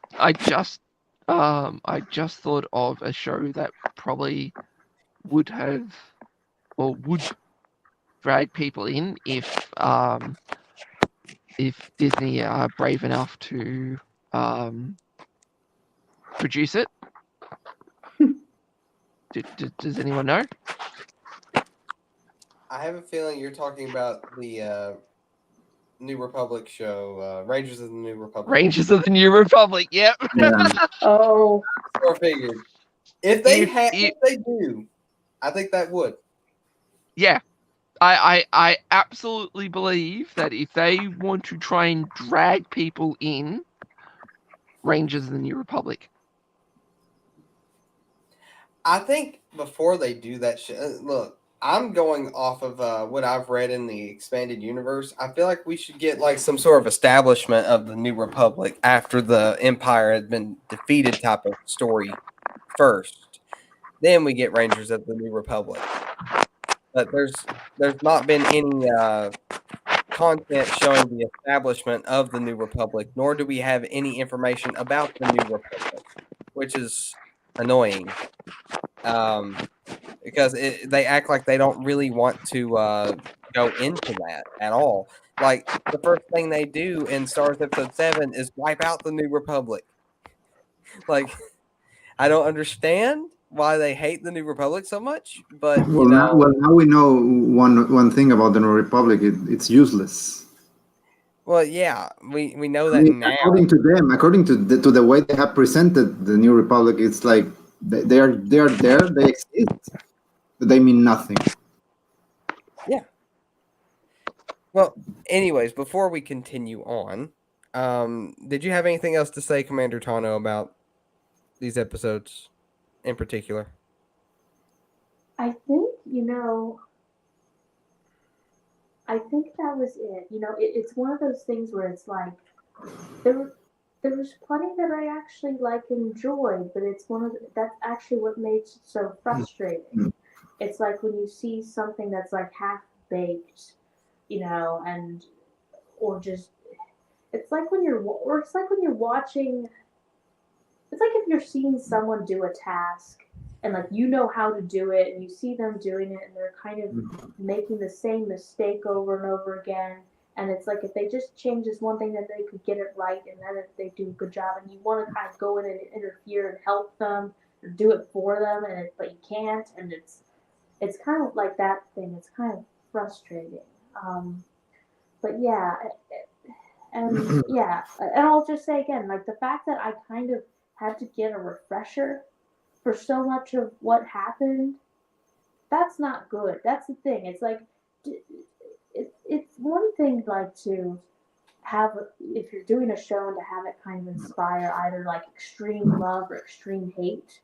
It's one thing to have it if a bunch of people are hating it and nitpicking it. That's at least people are talking about it. It's another thing if people have forgotten it. That's the thing. It's like that's the big problem for Disney, is if there are people like me who just can't remember an Obi-Wan Kenobi show and all that's happened in it. And I can for instance, by way of comparison, I can still remember saying, even though the ending frustrated me and I'm very nervous about season 2, I can remember the Bad Batch. I can remember a lot more about that show than I can with Kenobi, even though that show was, how long has it been since it, you know what I mean? A lot more time has passed between when that show aired and now versus Kenobi. Yeah. I've already forgotten a lot. And once again, those characters aren't as well known. And there are elements of the overall plot that obviously at the ending that kind of frustrated me, where we're kind of back where we started. But I was much more I was not apathetic. Like, Invested. I was frustrated by that show Mhm. because I was not apathetic, because it kind of got me hooked and I was attached to characters in that show. I didn't have that same like experience, even though I realized I should have, but I didn't. And once again, it isn't like a hate thing; it's just kind of an apathy like sort of thing. There are moments that I liked, but that was kind of it was it. But yeah, I think it's all down. I think it's all downhill from here. Now that the show's done. Let's see. Now your anti-prediction powers are coming into play here. Okay, remember that. Oh, so never mind. I think it's no. See, darn.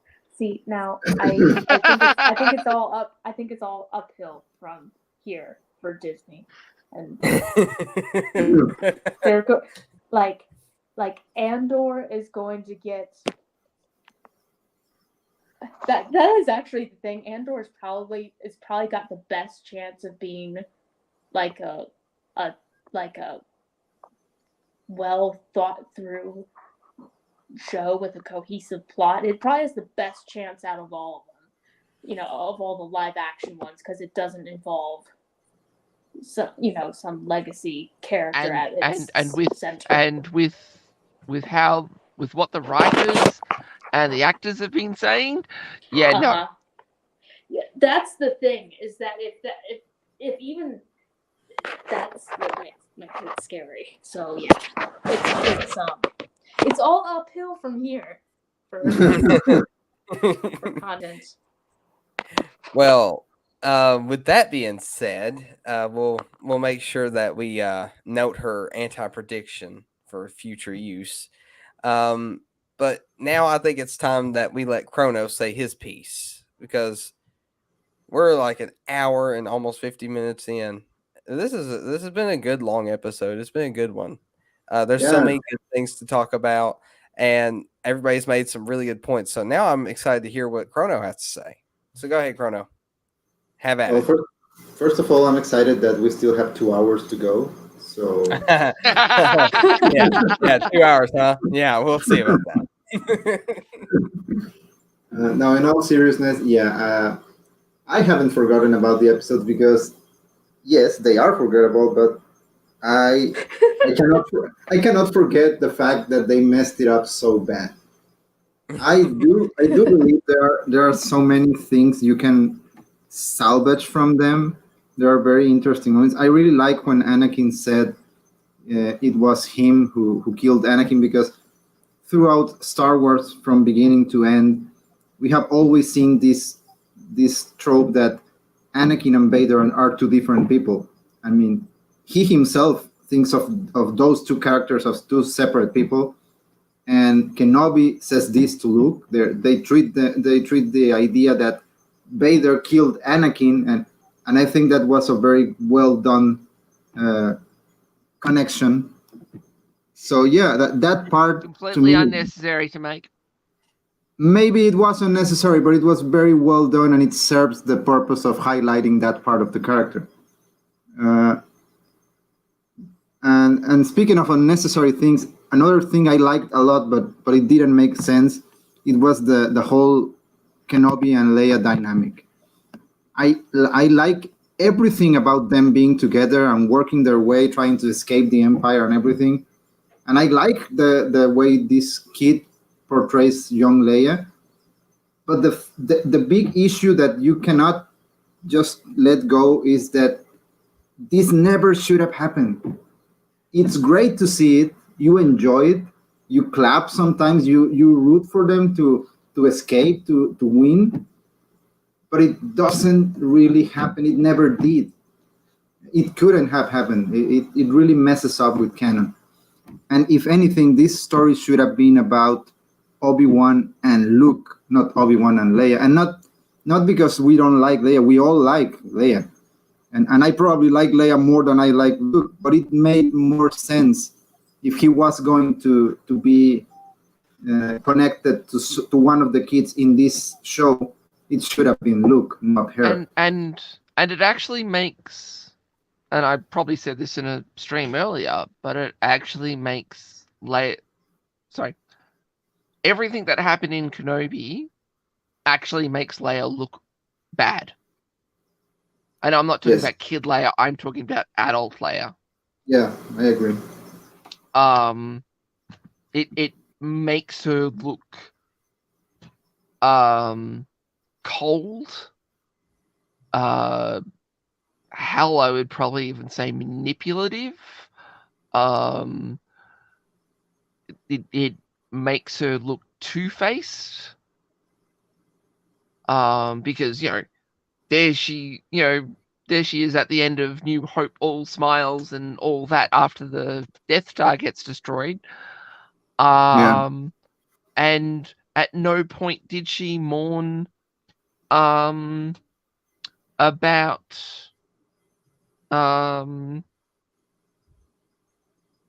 Yeah, she's pretty much unemotional when Ben dies. She just doesn't care because in the original version she doesn't know him, and now they're trying to sell you on the fact that she did know him and she had this amazing adventure with him, and it doesn't make sense. And the frustrating part in this is that they know they are messing up with this thing, and they don't care. They just keep telling people with articles, with actors and actresses talking about this, that, oh, you shouldn't care about canon. You shouldn't care about continuity. I mean, yeah, you should, because the saga spans across multiple media and years of productions. And now, after all of that, you're telling me, no, you shouldn't care. Sorry, it's too late to tell me not to care. You can't tell me everything Star Wars produces it's a spin-off of a spin-off. It's not like that. You can try and lie to me and tell me that, but it's not the truth. And I will always know, and I will always be saying, yes, this is cool, but it's not true. And it really sucks. That's what really makes it's. I mean, we can go past the fact that Reba gets stabbed twice and leaves. Because we did with Maul. A lot of people are pointing out, Maul got it worse and he came back after years, and but it was done in a very different way, as Commander Tano pointed out. It wasn't just like, Maul is like invincible and he's just the way he came back, and a lot of people point out the fact that he did, but they don't stop to mention the way it happened. He was basically ripped from the dead by dark magic and put in a body where he was losing his mind. I mean, the process was very different than you're trying to make us believe this girl was stabbed in the stomach when she was a kid and survived, and then she had it done again and survived again with no treatment, no nothing. It's not the same situation. I mean, you can say Maul survived and came back from the dead. Yeah, but it was a whole process. It took like 5 episodes to explain to us how he came back in Clone Wars. So it wasn't done out of the blue or something like, he's back. It wasn't somehow like they did with Palpatine. So it's very different. They try to gaslight us into saying, oh, you accept this and you hate that. Yeah, I accept this because it's well done. The people doing this part that I accept, they're not treating me like an idiot. They're not telling me you're dumb and you will eat this up, even if it doesn't make sense. And there's also what Sarayo pointed to, the Millennium Falcon scene against the tearing the ship apart in the space dock. Makes no sense. I mean, I do believe Vader can do that to a ship, but then why doesn't he do it in the other scene? You're creating these holes in the continuity that didn't exist, and you're trying to tell us like, it doesn't matter, it could happen. Yeah, maybe it could, but it never did before. And it's the same problem we all had with Force healing and so many of the Rey moments when she gets everything right. It's like you don't get to just do stuff and not worry about the way it makes everything else look. And I Yeah, go don't ahead. agree with you. I don't believe that Vader should be able to catch the ship and drag it down. Well, It's too powerful. It is debatable whether he has the ability or not. I mean, I don't know. I couldn't say for sure. I'm saying it's possible. You can believe it to an extent, but it is still a problem to see him doing something that he never does again. I think that is the biggest problem. Whether he can or can't, it's another story. But the fact that they want us to believe that, oh yeah, he did it once, and he never did it again. He kind of forgot that he could do that. Well, that the way, makes no the way I sense. see it is if Ahsoka can hold a Republic shuttle from leaving a starship like in season 7, Yeah, even though it was a major struggle for her, I feel like Vader can do that, but I feel like there should have been a little bit more of a struggle than there was. I don't think. I mean, I get it. Vader is powerful, and I love to see him that powerful. Like, it's so fun to see that. But if he didn't do it before, and if even though I know he's more powerful than Ahsoka, I still feel like there should have been a little bit more of a struggle when it comes to like pulling a ship out of the air, especially Sorry, one that's full of when people did Ahsoka do this? in season 7. Maul was trying to leave the Republic yeah, cruiser and uses the Force to hold him in place. yeah. She held the wasn't ship. pulling it towards him Yep. or towards her, but she was holding it in place. It was dragging her slightly, but they were both struggling. One was struggling to pull, one was struggling to try to get out of her grip. So She eventually had to let it go too. well, it wasn't even because though that she was getting tired and couldn't do it. It was more of like Rex was going to die. Like they were both going to die if she had kept doing it. If it was just her and Maul trying to escape, nobody else interfering at all, I bet she could have at least got him to give up at some point. Or And hang on, we're talking about a shuttle? yes. A Republic shuttle. Like how big? Remember the shuttle that she first appeared coming out of in the first movie? That's the shuttle.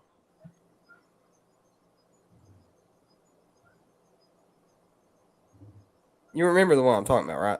No. That's We what I'm need to trying to. all rewatch the Clone Wars.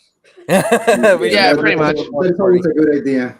Because I mean the thing is that we are talking about like two different. From the sound of it, we're talking about like two different ships, where it almost sounds like comparing a Cessna to a jumbo jet. Well, see, the ship that he pulls out of the air is probably roughly similar in size to the Republic shuttle. Yeah, it's just a transport ship. Yeah, it's just a transport ship, and the Republic shuttle can probably hold almost as many people. But is it space? Is it a shuttle that would go to space, or think of the Imperial shuttle, but in a Republic sort of aesthetic? No, think about. I would not put those two ships at the exact same. I know. I would not put those. Sorry, I would not put the ship that Vader pulled down in the same. If you're saying that the. Actually, maybe. Oh, I don't know now. I'd have to look into it. I don't remember it. I know they're not the same size, but one's a transport ship, and it's not made to be like maneuverable. It's made to just transport things. It's not made for that kind of stuff. The Republic shuttle is probably made more for maneuverability, and know. Oh no, I'm not talking about the maneuverability part. I'm just talking about the power of the engines. Well, that's what I'm saying. Like it's sort of one of those sort of situations of, that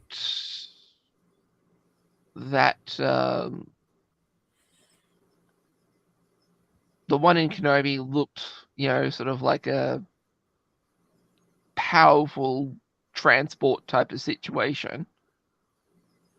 It was just a cargo transport, if I'm not mistaken. Yeah.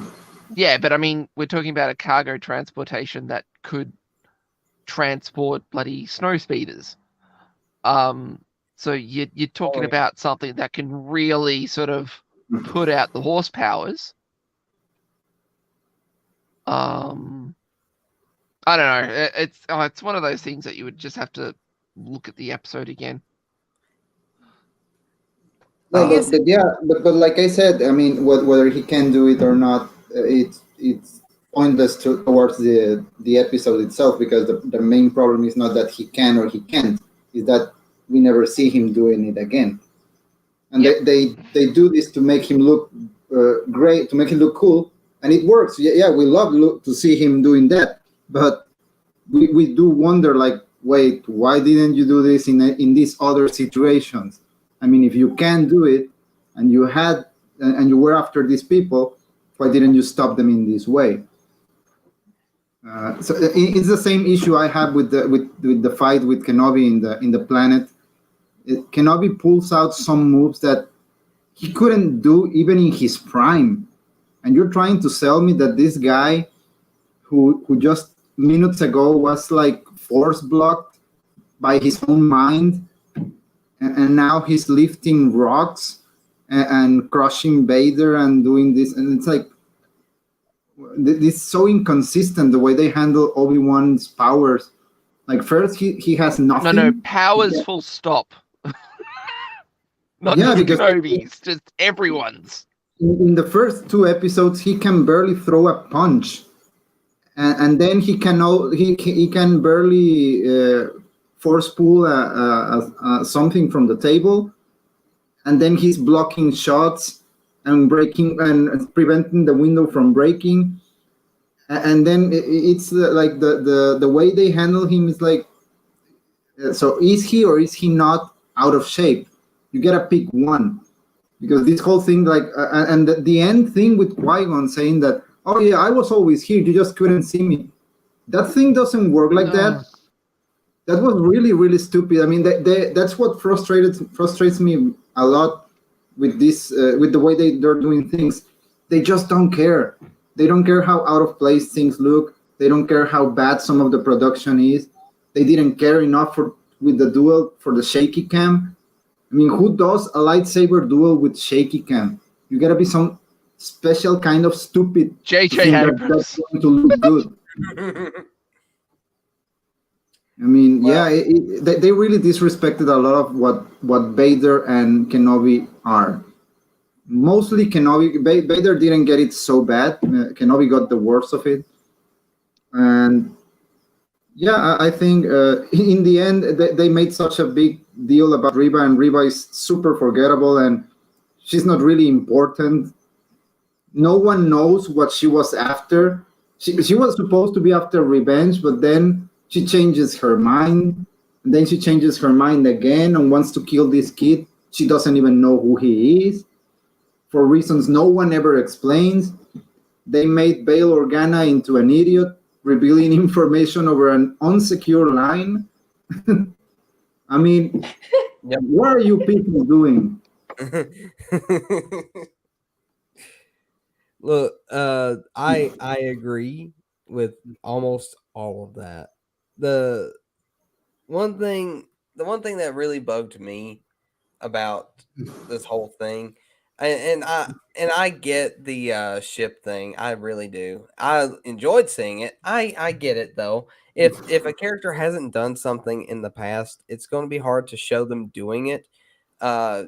In Well, hey, in this case, it's the future. That's Well, the okay. problem. Yeah. But basically, if he's been portrayed to do it in the past, that's one thing, but he wasn't. And so now we got, this piece of media that's a prequel to what we've seen already.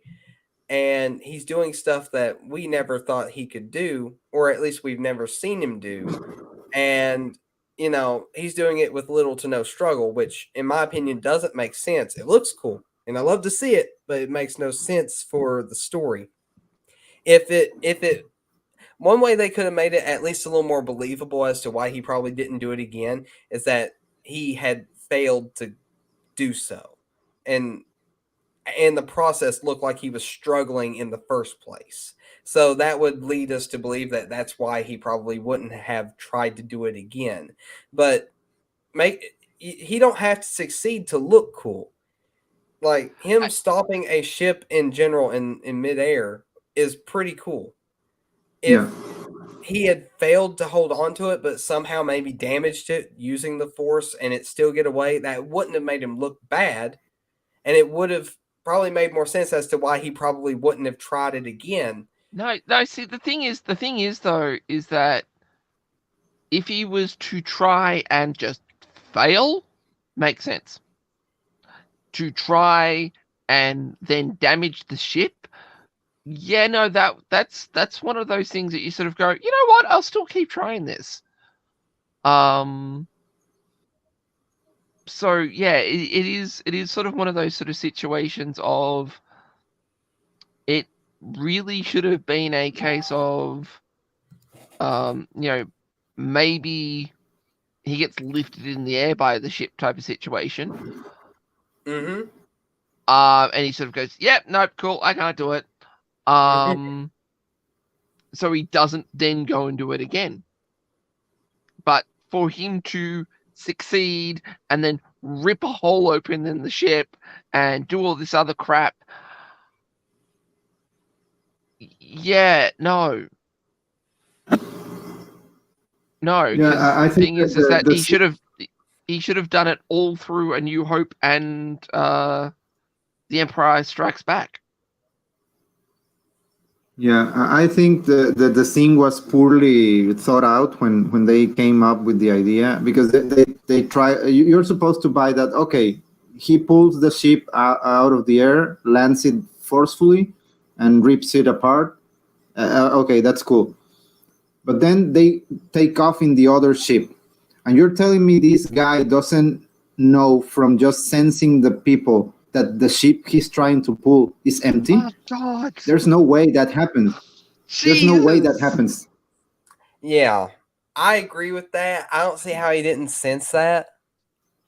But this is the problem. This is the problem with Disney Star Wars. All you need to do is just scratch the surface and it just starts smelling. It looks really pretty. Yeah. And then the minute you scratch the surface, you can smell it. And it's like, oh, God, I'm going to throw up. And the more you dig, the more you just sort of like go, how was this created? How is this nightmare created? Yeah. Well, continue on, Chrono. And I remember when we were told that Vader was going to be in Rebels, when they did the movie, when they meet him and have to escape from him.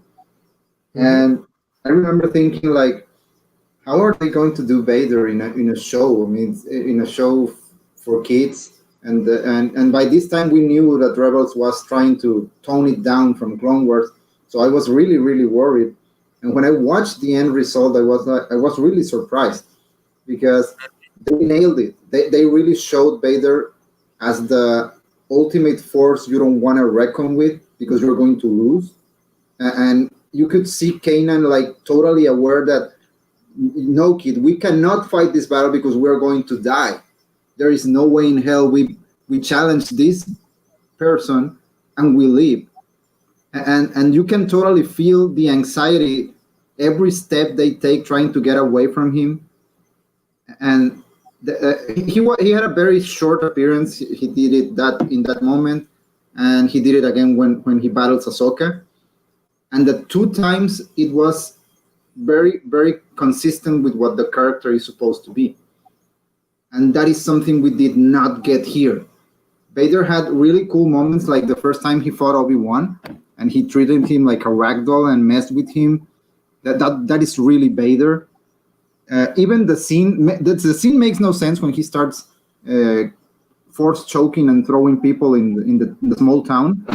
It makes absolutely no sense, but it's very cool to watch. And that is Vader. I mean, I could totally see Vader like, oh yeah, I'm going to kill these random people because I can. Yeah, I liked that scene. Sorry, I don't see that. I don't see that.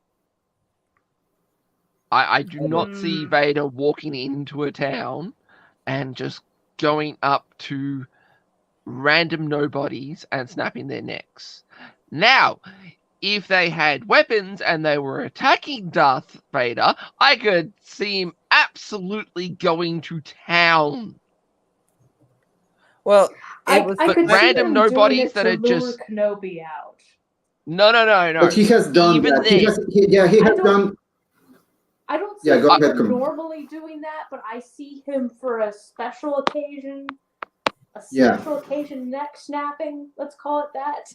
You just made no. up a But Star Wars holiday. the thing is that every time you see Vader go to town, it is focused fury. It is just focused on what needs to be done and just absolute single-mindedness.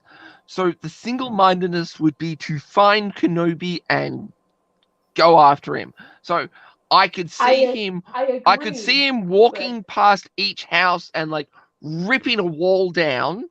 Nope, no Kenobi. Next building. Tear that building apart. No Kenobi. And just going down the street, just demolishing buildings to find Kenobi. But unless the people are like in front of Kenobi, trying to defend Kenobi or just getting in his way, he will completely ignore him because he is just that focused. And that's what made Darth Vader so terrifying. Just that absolute single-mindedness destroying machine. And the fact that they had him just go into town just torturing people makes absolutely no sense. I think it's like I agree but disagree. But like, so darn it, like I lost my thought. Oh. If he was told to destroy the town, like if Emperor Palpatine went, demolish that town, absolutely can see it. Yeah, no, I get what you're saying. I think the question is, so I think the issue is like when people are debating this issue, they fall into two different camps, and once again, I think this is compatible with both are compatible with the view that Vader being single-minded. The question is, when Vader goes to accomplish a task, in this case, the task is find Kenobi. Is he the type ordinarily? Does he strictly accomplish his goals through just force? So like you said, just ripping the doors open to look for Kenobi, that kind of thing. Or does he have this element to his character where he also one of the tools in his toolkit? And we saw this with Maul. Now this may not be a Vader thing. Once again, maybe I could see how it could be. But I also see how people be like, no, that's more of a Maul thing. To just, like, remember the episode when, the Clone Wars episodes when Maul was coming back and how he initially revealed himself to Kenobi to get his attention. He, like, just went to a village and started killing a whole bunch of people and was recording it and just showing him, hey, if you don't come fight me, I'm going to keep killing all these people. If you don't come out and meet me. That's totally, like, what we're... In my view, that was the scene that I was seeing there, except there's Vader doing it. And it was not the normal modus operandi, but that said, he's normally not looking for Kenobi. So I think you can fall into two camps with this. You can say, no, that's kind of more the emotional manipulation stuff. That's more of a Maul thing. Vader doesn't do that kind of stuff. Or you could fall into the camp where no, Vader does do that stuff, or Vader normally doesn't do that stuff, but he does do this stuff for Kenobi. So I think there are good faith arguments you can make for both ways. I personally, what I would not have liked is if Vader had just been doing that, had been just going on a choke fest every day in that universe, every episode, if that was just if that turned to be the thing that he did, like he was doing that as often as people were being gut stabbed with lightsabers and surviving. Then yes, I would have probably taken issue with that. But once again, I'm kind of the camp where I could see this worked for me, but I can understand how this would not necessarily work for some people too. Yeah, So, I guess this specific scene or in this specific behavior, you can take it from one way or the other, but it still doesn't ruin the character in the ways other stuff did. Like yes, the way things happen after that scene is like he fights Kenobi, he beats him, and then we have this super messy and stupid escape when he has Kenobi in front of him being lifted very, very slowly by the loader droid in front of him through the flames, and he does nothing. I mean, and that is not Vader. That right there, I mean, I have a huge problem with that. I can totally bypass the town thing, but not that. That is definitely not Vader. Continue. Also, the scene at the end, when everything ends and he's talking to the Emperor, and he's kind of trying to tell him that he will keep going after him and whatever, and the Emperor is kind of like, yeah, no, you seem to be very involved into this, you gotta let it go. Like that is not Vader. I mean, he's like running with his tail between his legs to tell his master, like, oh yeah, I got beat up bad and I couldn't get this guy, so I'll get him next time, I promise. That is not Vader. Vader never showed weakness to the Emperor. I mean, he respects him, he obeys him, but he never showed weakness to him. And they did that in that scene, and I really hated it because that's not Vader. Yeah, I can agree with that. Yeah, I can too. But I mean, what just sort of jumped in my head is that Vader can pull a ship out of the sky, but can't pull a loader bot across 20 meters. Oh, and seconds before that, a lot of people were debating stupidly that, oh, it's because of the flames. He fears the fire. I'm like, seconds before this happened, he extinguished the fire with the Force. You're telling me he cannot do it twice? Somehow, yeah. He can't. Somehow he can. The only thing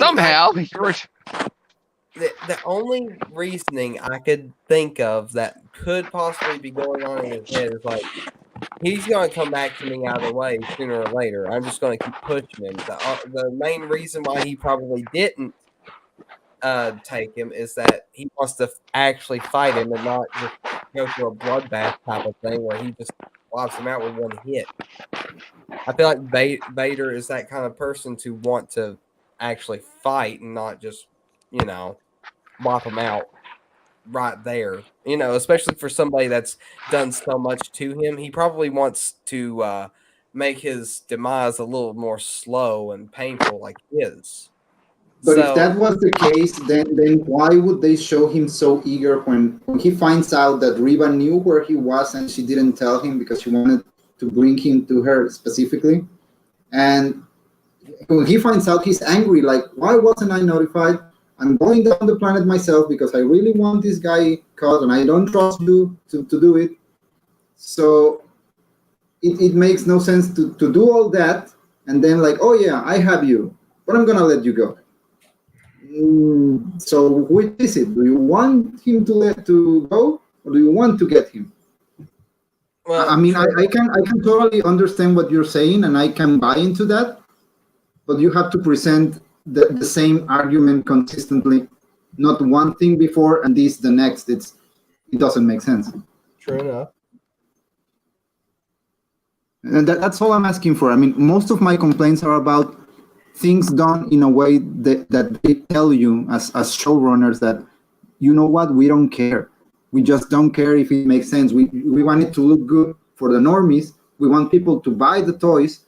We want people to spend money on Disney Plus or the hotel or wherever. And that's it. If that works, we're cool. We don't care if your canon doesn't work anymore. That's what they're telling us. And the people behind Andor are saying this before the show comes out. The one of the showrunners already said canon doesn't matter to him. And it's like, well, it should, because you're not working with a solo project. You're working with a Star Wars project. It belongs to a way too big universe to ignore. Yep, exactly. Anybody that says canon doesn't matter shouldn't be writing at all. They should. I don't understand why they even say that. If they're writers, they should understand how important canon truly is. Yeah. Yes. Yeah. But But I mean, the thing is that, you know, I guess you could say canon doesn't matter when you're writing a new IP. or if you're doing a But- what if situation. Yeah. But if you're if you're coming into a franchise, yeah, no, canon matters. Canon matters a lot. Yeah. And I mean, you know, there is possibly an argument with what the writers on Andor are saying, that that there might be preconceptions that the fans have of the characters that will be coming in the Andor series that, you know, haven't been fleshed out. So there might be a bit of a sort of, oh, I didn't expect that. But yeah, not the best thing to say, sort of, you know. It's Also, canon doesn't that matter. kind of saying canon doesn't matter. It is also, it is a double-edged sword too, especially if you're writing. Well, especially if you're writing, you know, if you're writing shows for Disney and Disney's take on Star Wars, it's like, fine, if canon doesn't matter, your canon doesn't matter either. You know, it's Yep. and you know, it was kind of the reason why I was saying back when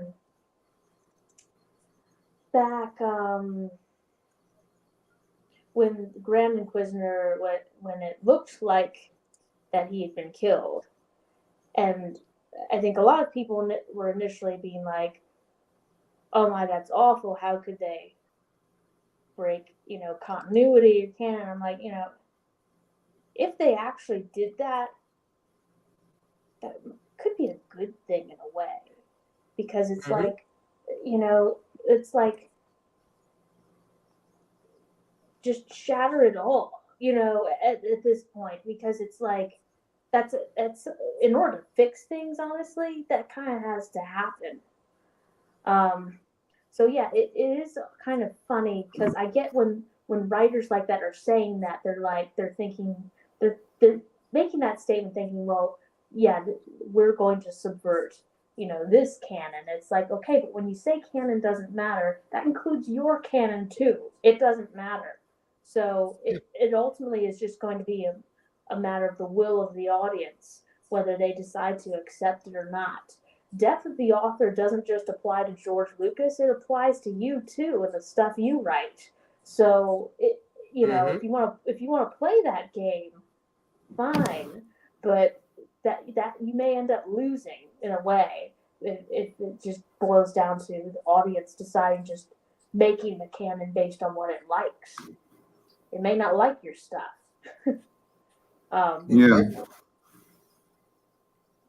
Yeah, and people are really very, very torn off. I mean, after Kenobi, they're claiming Kenobi was a success because of the viewership of the first and the last episodes. They had a lot of people tuning in.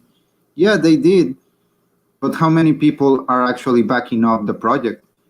We saw it with the Riva lightsaber. It was a disaster.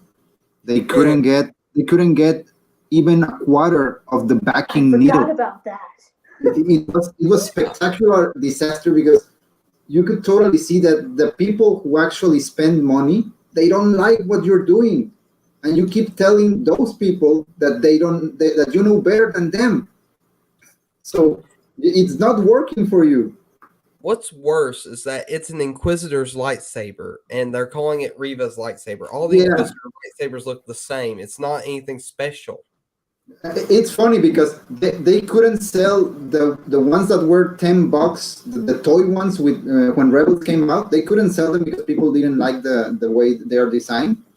And you're trying to sell one for $300, and you attach Reva's name to it, despite knowing Reva is a very disliked character.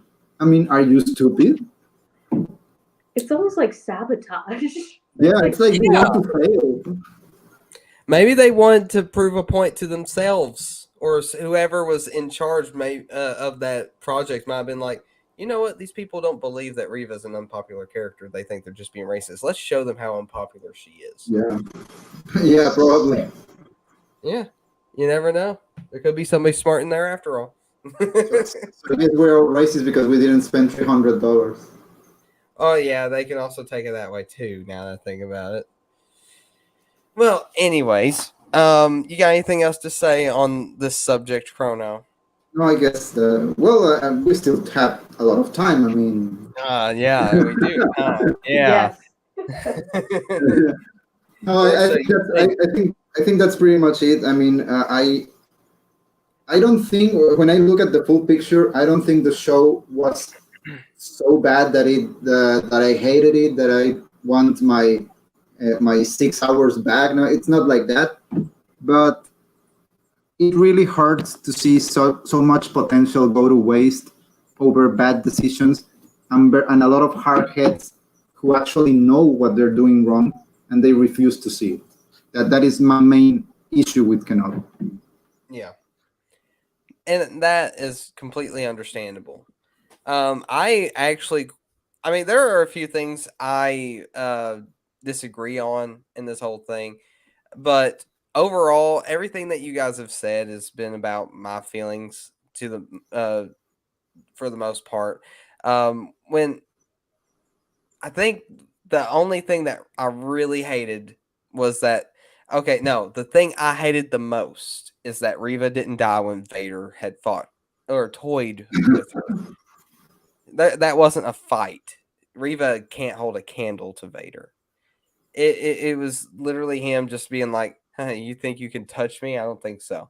And the fact that he doesn't make sure she's dead, I mean, you'd think that somebody who had stabbed this child once already, and then she comes back to be like, I want revenge. And he's like, you really think you could take me?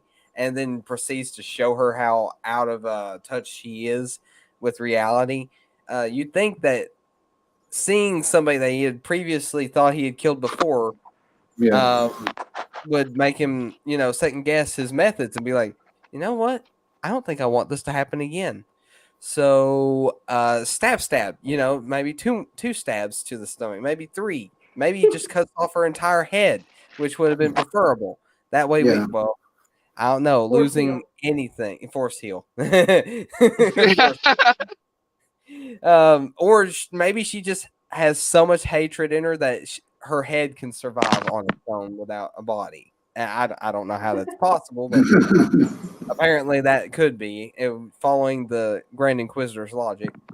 But no, that scene actually made me mad because I think if they really wanted to fix her character, they could have made her into the kind of villain that doesn't change and ends up reaping what she sows, and if you get my meaning, because certain villains, they're made to be hated, and when they get what they deserve in the end, you're satisfied with the outcome, and you no longer really truly hate that villain as a character, because you feel like, I mean, you hate the character, but then when they get what they deserve in the end, you see that as the right way to have ended their story. And funny enough, what you're saying is very true of Vader himself, because we all loved Vader before he had his redemption. We loved him as a bad guy, and we didn't need him to get to the part where he redeems himself to say, "Oh, Darth Vader is cool." No, Darth Vader was cool the moment he stepped on screen the first time. That we love him because he was evil. He was this ruthless guy who went after the poor rebels who had nothing to fight with, and he was immensely powerful and he was very cruel. We love him as a bad guy. With Reba, the big issue is that they want to show her that as this huge bad guy who eventually redeems herself, and they are afraid to show her as a bad guy entirely because she's a woman and because she's a woman of color. They really don't want to go there. They do this in a lot of productions. The guy who directs The Boys, the show from Amazon, he said that he swears he will never kill an LGBT character on screen ever. I mean, it's cool that you want to make those characters look cool, but to say that you will never, but to say that you will never kill any of them, it makes very poor writing, because that means there will never be stakes for those characters. That is sad. I think it's called the Guybrush principle. No, paradox. The Guybrush paradox. You can do anything you want to a straight white male. If you want to flay his skin, no worries. No one's going to say boo. The minute you get a woman or a woman of color or an LGBT of color or any other color under the rainbow, the minute you give them a hangnail, articles will be written. Yeah. Yep. You see, the thing is, this is supposed to be art, and it's not made to be something that everybody controls. It's what the artist controls. Yeah. And then people complain why there isn't a whole lot of insert identity in media. Mm-hmm. I don't really feel comfortable with what you all are saying, because why can't a woman be stabbed twice in the gut with a lightsaber? Why not? How are we to be demeaning? How are we to be strong unless we can survive being shish kebabbed twice with a lightsaber? Like, I mean, you do have a point. I mean, that song, "What Doesn't Kill You Makes You Stronger," would be pointless, I guess, for a woman. yep. Even though it's sung by a woman. So, I mean, yeah, that's just complete hypocrisy then, if that's the case. Wow. But Yeah. to be like completely honest, when it comes to this kind of thing, we're being an artist myself. I'm not exactly a great writer. I've wrote a few things myself, but when it comes to creating stories, you don't create them for everybody. You create them for yourself. Now, the thing is, if it's entertainment and you're trying to get people to watch, of course you probably want to keep some people in mind, but in the end, you're the artist. It's your art. If you're doing it to please specific groups or to demean specific groups of people, you're doing it for the wrong reason. Art. Yeah, you're not creating art. And also you're tying your own hands, because if you're putting these rules to avoid offending this or that other category of people, then you're writing yourself into a corner. You're telling yourself that you can only do this or this. You can never do this other thing or this other thing. That's really stupid, because you're destroying your own creativity. Yep, exactly. And the see, that's what kills me about entertainment nowadays, because I think of things in a more artistic way. And if I see an artist doing something that would, in a way be harmful to the artist themselves, but they're doing it for public praise rather than doing the art for themselves, because in the end, art is a form of self-expression as well. And I may be going too deep into this because this is like more of an entertainment type of deal, and there is some differences in that regard. But art is a form of self-expression, and it's not self-expression when you're focused too much on everybody else that's going to be looking at it rather than doing it for yourself. And I guess that's what bugs me so much about anything artistic nowadays. And I look at everything with an artistic eye, and which I can't help that. That's just my thing. But it bugs me when I see somebody bend the knee in if you want to put it that way, bend the knee to the people that are supposed to be there to appreciate the art rather than they're not the ones making the art. They're telling you how to make your art, and you're bending the knee to them. That's not art. That's just Cowardice. yeah, exactly. And that's what bugs me. And I mean, I get it. I've said this already, but I want to reiterate, keeping the especially since this is entertainment, you do want to keep in mind the customers that will be watching this. You do want to keep in mind that you don't want to do something that's incredibly offensive. But when you say that you're going to, let's say, burn a white male and but not do it to let's say a gay one that's black or whatever, that also takes some of the tension out of the story, because you're like, will this person die? Will this person die? Well, most likely, who's going to die when the writer is like, yeah, we are not going to touch a single one of the LGBT characters or people of color in this show. And they're going to have like the only people dying in this show are going to be white men. So you're going to be like, all right, so they got a they got to have some deaths in here. Let's see how many of these white guys are here. Okay, 1, 2, 3. They're all going to die. The rest of them are black or gay or something else like White. that. It really takes away from the tension as well. And it also takes away from character building, because if these characters aren't put through anything, like let's say How will they grow? Yeah.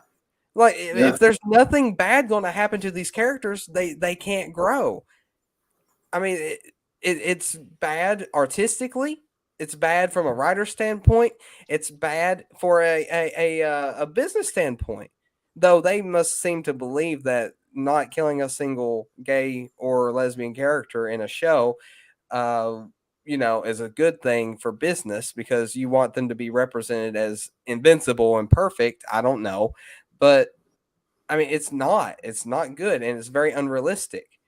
Like you said, The Boys, right? Is that it? Was it somebody from? I've seen clips from it. So that clip from I think it Where might be he season drinks the 1. milk. No, we don't talk about, I've seen that and I regret that. No, the scene where everybody's protesting Homelander. Which, speaking of, I can do a whole stream talking about villains and how good that some villains are at being villains. But that's a separate thing. Okay. Anyway, so the protest scene where everybody's protesting Homelander for killing that terrorist and the kid that was behind him being careless and all that stuff. Homelander's just stupid anyway. But Yes. he's a great villain. Don't get me wrong. But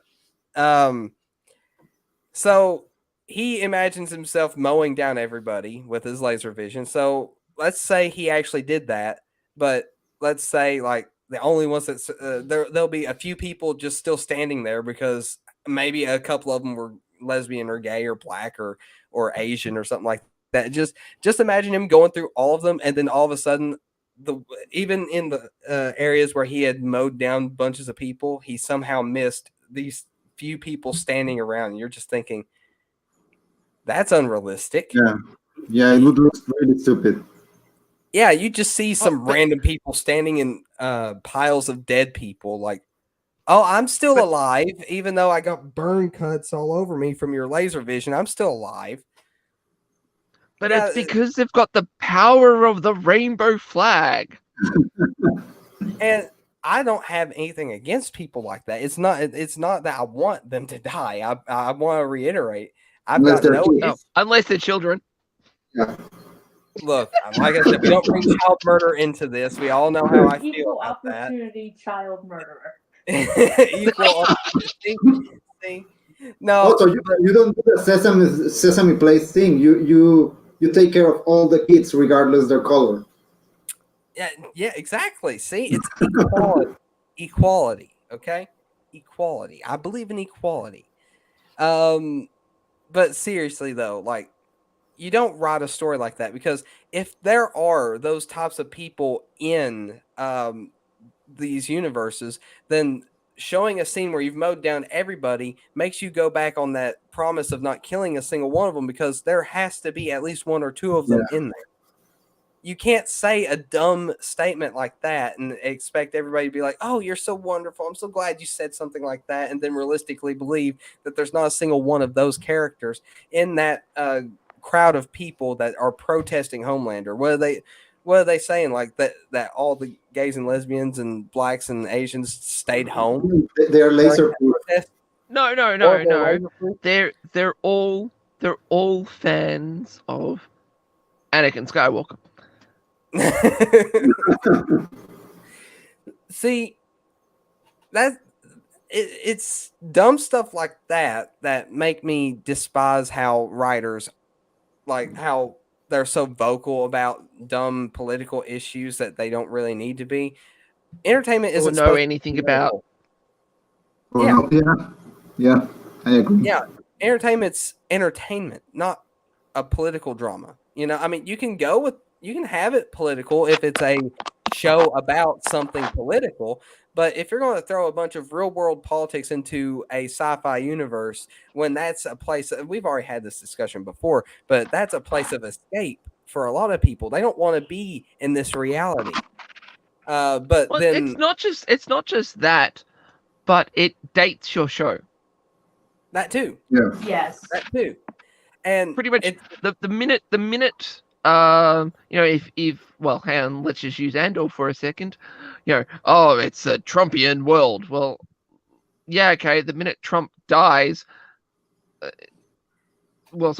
10 years. Let's just say Trump died next year. Mhm. No, this is not a wishing for it to happen. But let's just say he did. Well, 10 years down the track, when kiddos are now teenagers, so they can watch your show, they're going to go, "Who's this Trump guy? Why are we? Why is this story based around about this guy that I got no idea who he is?" Yes, and one reason I think, like, for instance, and this is always whenever I see, the kind of the basic debate, like, I will see people say, like, don't put politics in Star Wars, and it's a very vague and I think poorly worded statement. But that said, I see then what I think are very bad faith responses to that statement, saying, "Well, Star Wars just is always political." They're always yes, bad faith. It is, and it's like, yes, you were technically correct, but it's like that you are not giving a good faith response to that statement. If you actually think through what people who are saying keep politics outside, what they're trying to get at, what they usually mean when they're saying that is, for instance, here's how the prequels are very good at handling politics in Star Wars. Mm-hmm. The nice thing about the narrative is you can insert, like, you can have people, I know you have people debate at one point, like, oh, like the, kind of the Republic at that time and Palpatine's administration. Was it like, kind of the American government, like, right after 9/11, or was it, that during the Vietnam War, or during, you know what I mean? It's like you can, Mm-hmm. in your own mind as an audience member, whatever that kind of government represents to you, you can insert whatever you want in there. Like, if you want to, you can insert any, like, if you're from the States, you can insert any presidency you want into and say that was the republic, the prequel republic. It's such a very basic, kind of, it's such a very basic story outline. But it never explicitly says, oh, this here is Nixon, this here's George Bush, this is Trump, this is, it doesn't say that, that. You, as the audience member, have that autonomy to kind of insert what you will, kind of fill in whatever blanks you want, connect whatever dots you want with that. Mm-hmm. The story doesn't mandate that you attach characters or plot devices to particular current events or individuals. It leaves power in the hands of the audience, as opposed to what is bad storytelling is when you take that power out of the hands of the audience and then you're a little too involved and you're saying, well, this character is, this character is Trump, this character is Biden, this character is, it's like, no, that then makes the show dated. Mm-hmm. Yes. It's a big difference between political theme and political messaging. Mm-hmm. Everything in George Lucas's Star Wars was a political theme. Mm-hmm. There was no sort of, this is the Democrats, this is the Republicans, and the Democrats are good, and the stand-in for the Democrats are good, and the stand-in for the Republicans are bad. No, there wasn't anything like that. It was just sort of a case of, let's look through history. Let's find, I'm trying to tell a story. Let's look through history and find parallels and figure out what happened there that would match the story here. And then just use history to sort of help fill in the gaps of this is how a democracy would work in this situation. That is political theming. Mm-hmm. Yep.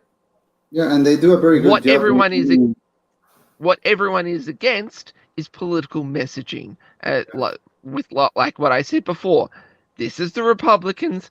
Sorry, this intergalactic cartel are the Republicans, and this political collective are the Democrats. And look how good the political collective are against the cartel. They're so much great and nice and, which is exactly what they did in the sequel trilogy. Mm-hmm. You had two political factions. One supported the fascist First Order, and one faction supported the good resistance. Mm-hmm. Yeah. And, you sort of sit there and you go, goddamn bloody American writers not understanding that there are other countries with political systems that aren't the goddamn US of A. What? Well, another thing. You Sorry. just burst the bubble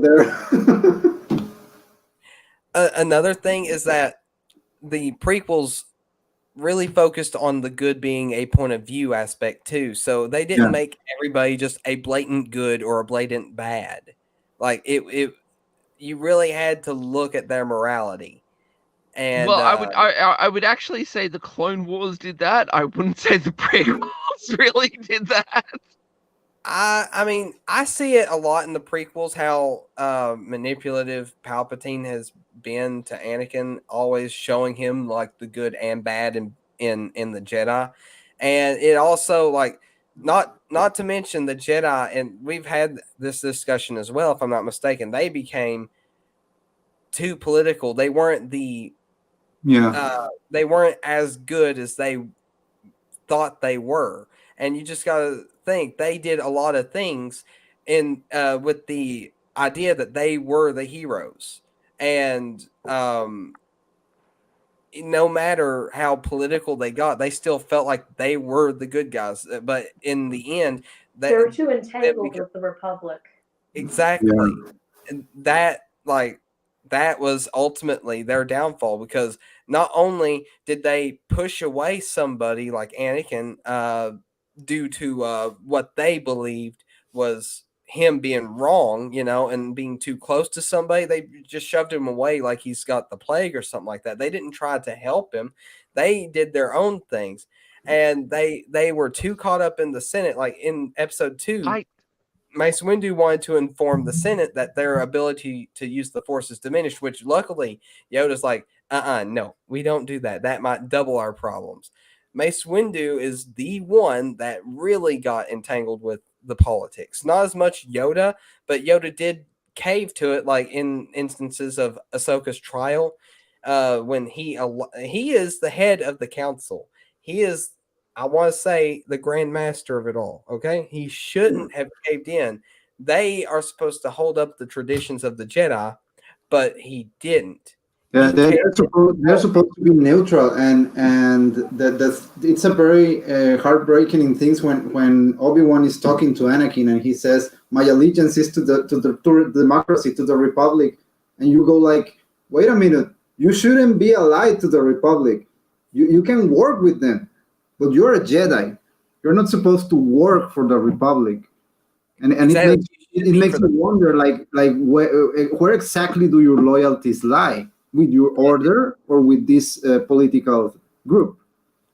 Exactly. And that's why I say that it really plays on the good as a point of view aspect, because Palpatine, knowing that he's evil, I mean, he probably sees himself to be evil as well.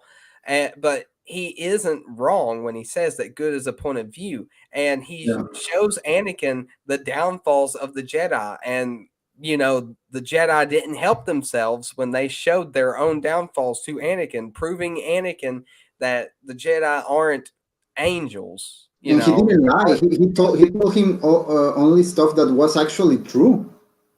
Exactly. Though I will admit, Palpatine did push some of these things to happen probably faster than what they would have naturally. He probably would have seen issues in the Jedi. But see, the thing is, Palpatine knew how they would react. So he put him in situations where he knew they would react in a way that would push him further away.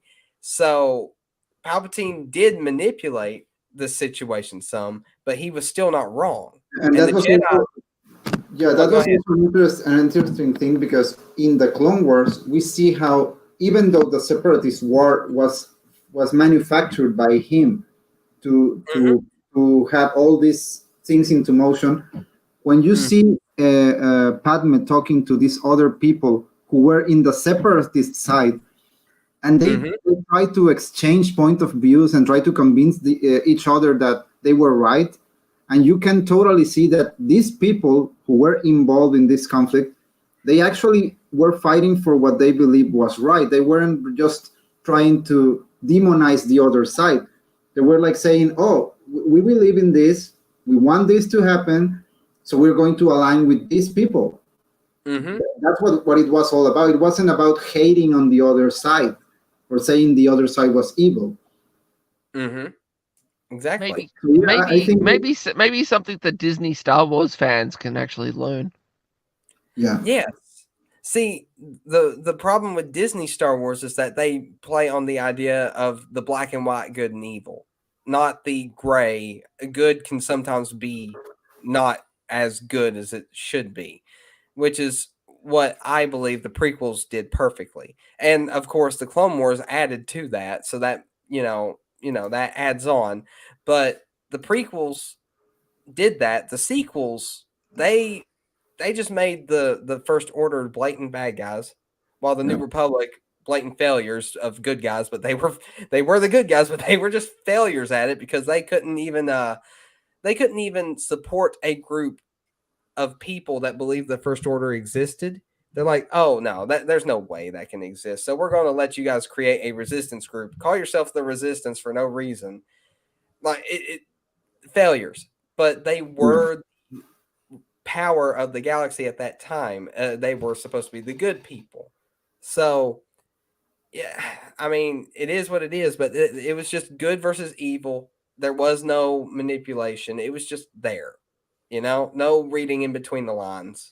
Like I said, it was just there.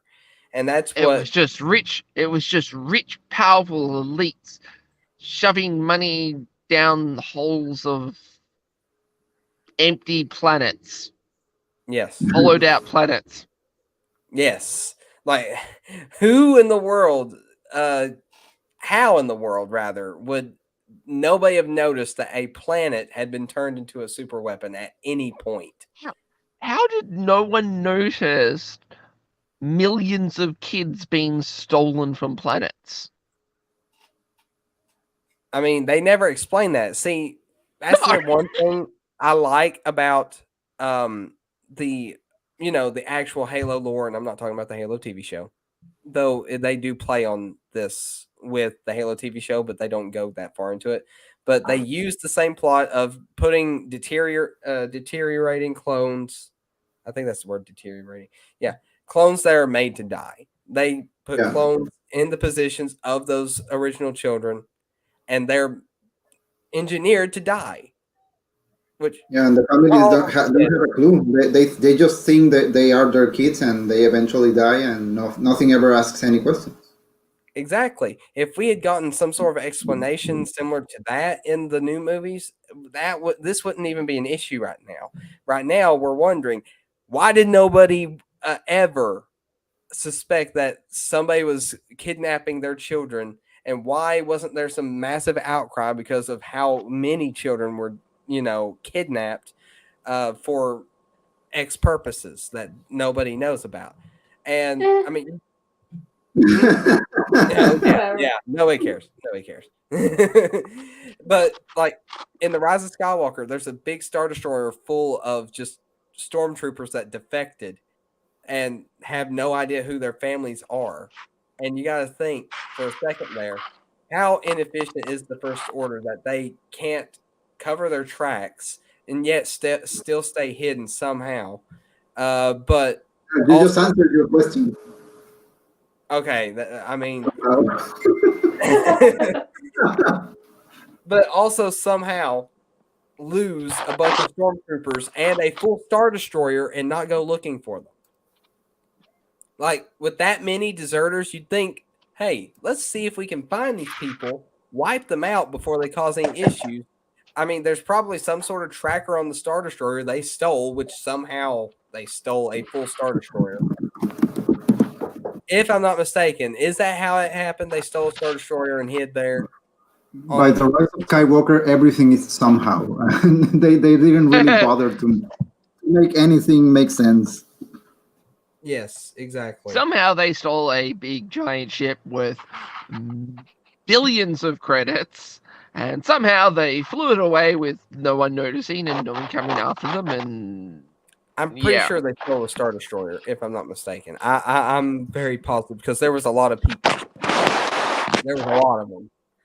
But then again, there's not enough there to have manned an entire Star Destroyer. So, and if that's the case, why didn't they use that Star Destroyer to for any other purpose? Why didn't they bring that Star Destroyer that they stole into the fight over Exegol? They literally could have used that Star Destroyer. That is instead of getting on horses and riding across a Star. I hate the new Star Wars for the very particular reason that they have all this high-tech stuff, but hey, let's ride horses. Hey, we have speeders that have like stabilization and gravity stuff, and you just float. No, let's ride a horse on a Star Destroyer that could literally tip itself to the side and drop all of you to the ground. Which why they didn't do that, I don't know. It's just as good as a speeder bike that has tracks for more traction. That too. I almost forgot about that. Anti-gravity. Yeah, why? Why is that a thing? Why did they? What's better than having what's better than having a lot of traction? Not needing to have traction. Exactly. But no, that's not even the worst part. The worst part is that it has a feature to yeet somebody off the back end. Why is that a thing? Why does it need to yeet them? Why does it need to do that? They have jetpacks. Because it looks cool on the toy.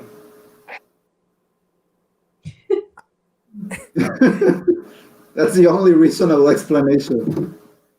do they have a button that just says yeet on it and it just throws whoever's on the back end? I don't own one of those toys, but they probably have. Like, I don't understand.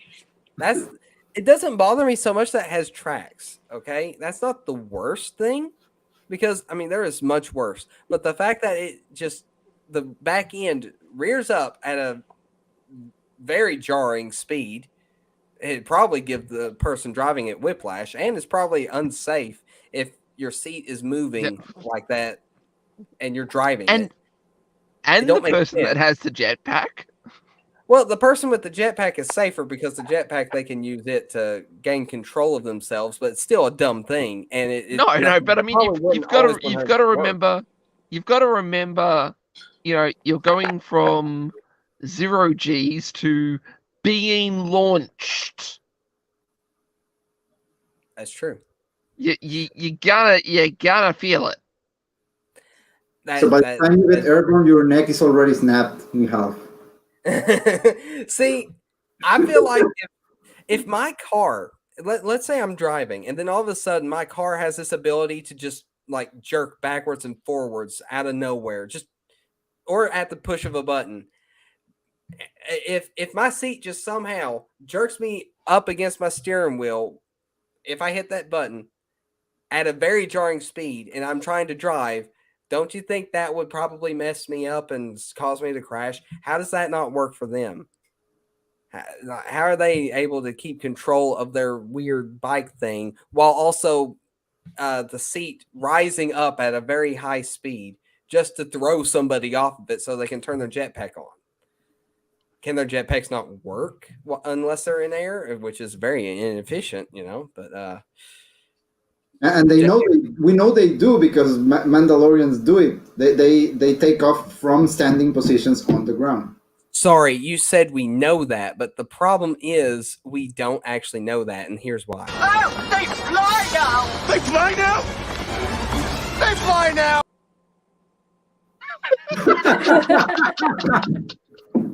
Yeah, see, they didn't know it, so therefore we don't either. We didn't. I mean, if it wasn't clear enough, let me play it one more time so you know that we. Yeah, that please do. Oh, they fly now! They fly now!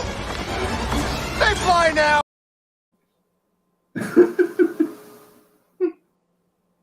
It's clear that they're flying. They said it 3 times for us. Okay, I just wanted to make sure that we all understood that they were flying now and not back then.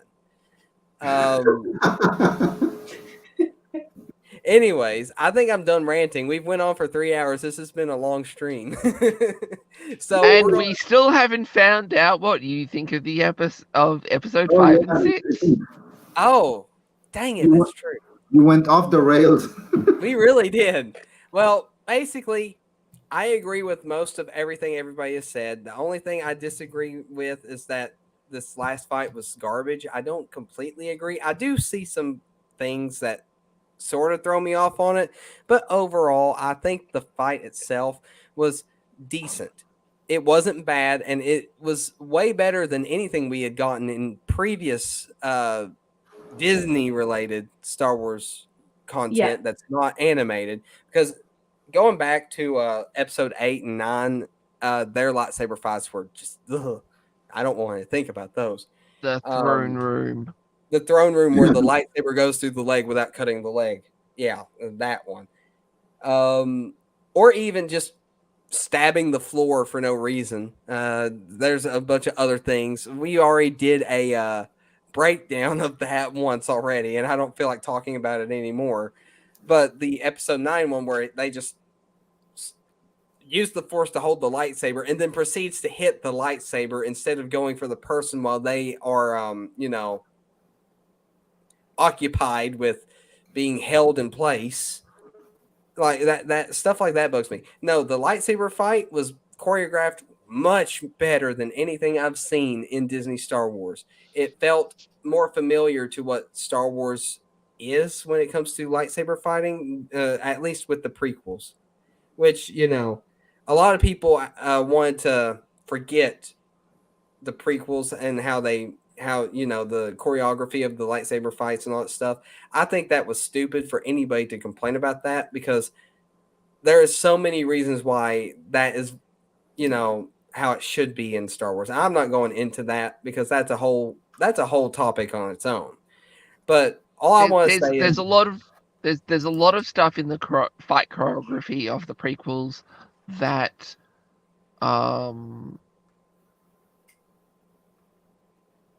that you would do in a sword fight.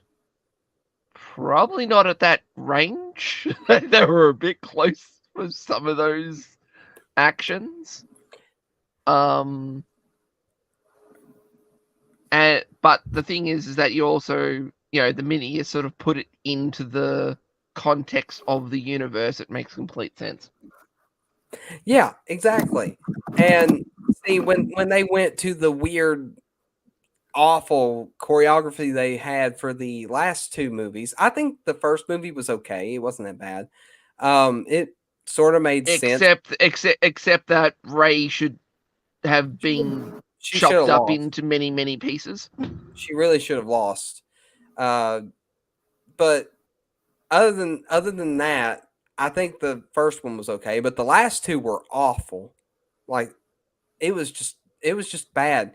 I don't think they knew how to choreograph a lightsaber fight. But in this show, they sort of figured out that maybe we don't want to go that route, and we actually want to, give them a bit of a flashier but still realistic fighting style. It is somewhat flashier than what you would normally see in a fight, like a real fight, that is. But in the context of this universe, it's realistic, and due to the power levels of both these characters, if they're not going around trying to confuse the other with lightsaber twirls and stuff like that, it just don't seem right because they can sense each other's movements, they can predict where they're going to hit. So the only way that they can really try to throw somebody off guard is by being flashy with their moves. And sometimes if that makes a risky move that you normally wouldn't do in a real fight, uh, that might make that kind of move seem more viable because they wouldn't expect something like that. So I mean, it really comes down to knowing your opponent. And I mean, you in a normal fight, no, it wouldn't work. But in this context, that is exactly how it should be. And that might be a poor explanation, but that's sort of what I'm going with at the moment. I can probably, if I made this into an actual topic, I can probably think more about it. But I want to move on and say a few other things about these last two episodes that I've not said. Um, I really did not like the fact that Reva went after Luke, though I did like seeing Aunt Beru and Uncle Owen. Their scenes were really good. I did not like Reva at all. Like she should have died. I've already made my opinion known on that. She should have died because for her character, I feel like that's the only way for her character to have ended. Because she's one of those characters that you hate, and I don't think they wrote her in to make her so hated, but the way they were writing her, it was not good, but it would have worked if they were trying to make her a hated character on purpose. And there's some characters written like that. But in this case, it was just bad writing. If they meant to write her like that, that's one thing. But the kind of character that she is, she's very hated. Like nobody likes her. Even the people that she works with on as the character, not the actual actress, but even the people that she's working with, the other Inquisitors, they hate her. It's only the only outcome for her is to not really be redeemed because that's not the kind of end a character like that deserves. Because they've established her in this way and it just doesn't fit that they try to make her into a good person in the end. It just doesn't fit the character at all. So I hate it. I absolutely hate it. The only way I seen it going is that Vader wiping her out. But that didn't happen. And that's one flaw in Vader I seen for sure that I didn't like is that he let her live twice. I mean, and not to mention the Inquisitor had just mentioned you. Uh, that he had survived her stab wound, is single stab wound, mind you, just by hatred alone. So what's to think that she wouldn't do the same, especially since he mentioned this in front of Vader, and Vader's not even thinking, oh, well, that might actually happen again. She did survive once already, so let's not let that happen again. And, but he lets her live. And I also see that, like, okay, there's also that one moment in the Kenobi fight where he just crushes him with rocks and walks away. And if he was meaning to kill Obi-Wan, he wouldn't have done that. And I am usually the positive person, and there's a lot of things I liked about this series in general, but there are small moments like that bug me. Because if he's intending to kill, he's not doing a good job at it. And I know Obi-Wan has plot armor and all that stuff right now. But you got to make it feel like there's you got to make it feel like there's stakes involved, not just like, well, the story's got to play out one way or the other, so we're just going to do this. Yeah, I guess the problem with that is that they really are too lazy or too or they lack they lack too much creativity. The people writing this to come up with a way. I mean, we all know, the audience knows which characters are going to live and which characters might die. But when you face these situations, when you know that, okay, they're going to have a duel, but we know that Obi-Wan is not dying here, so we have to do it in a certain way that they fight and he still lives. Because there's still a lot of time before the next movie happens and he's supposed to be there. Okay, knowing that, you're supposed to do something to actually make to make that happen. But the problem is, they are, like I said earlier, they don't really care, and they are like, okay, let's do something, some sort of gimmick here to make it look like, oh, he won. Oh no, he's still alive, and Vader didn't notice, and this sort of thing makes it really stupid. Because you can, I mean, a good writer would be able to do this in a way that, okay, Vader kind of thinks he got him, he didn't, or someone came up and saved him. You can do it in a certain way. You can create situations for this to happen. But the way they do it, like, oh yeah, I'm going to bury him into rocks, and I'm going to assume he died. And like, no one's going to buy that, because no one's going to buy that Vader doesn't know that the guy is still breathing. It's the whole thing with the ship all over again. Vader can sense people, especially people that close to him and that he knows. So there's no way he doesn't know Obi-Wan's trying to hold the rocks with the Force while he's still throwing them at him. It doesn't happen that way, and they know it, but they don't care. So yeah. No, yeah. go ahead. Sorry. No, go ahead. I want to know. Well, what makes it worse is that there's multiple instances throughout Star Wars where somebody is using the Force to keep rocks from falling on top of them, such as Yoda in episode 2, or Anakin and Obi-Wan in the Clone Wars. It happens. So, and Anakin does it more than once in the Clone Wars as well. It's not even just once. So Anakin, or Vader in this instance, knows it's possible for him to do that. So why is he not thinking of this possibility? That's something that bugs me. Yeah. And I mean, other than that, plot. Those are just some small things about the show. But I mean, well, the Reva one's a pretty big one. I hated everything about her chasing Luke. It really bugs me. I didn't see him seeing the lightsaber. I honestly believe he didn't, and which I'm okay with that.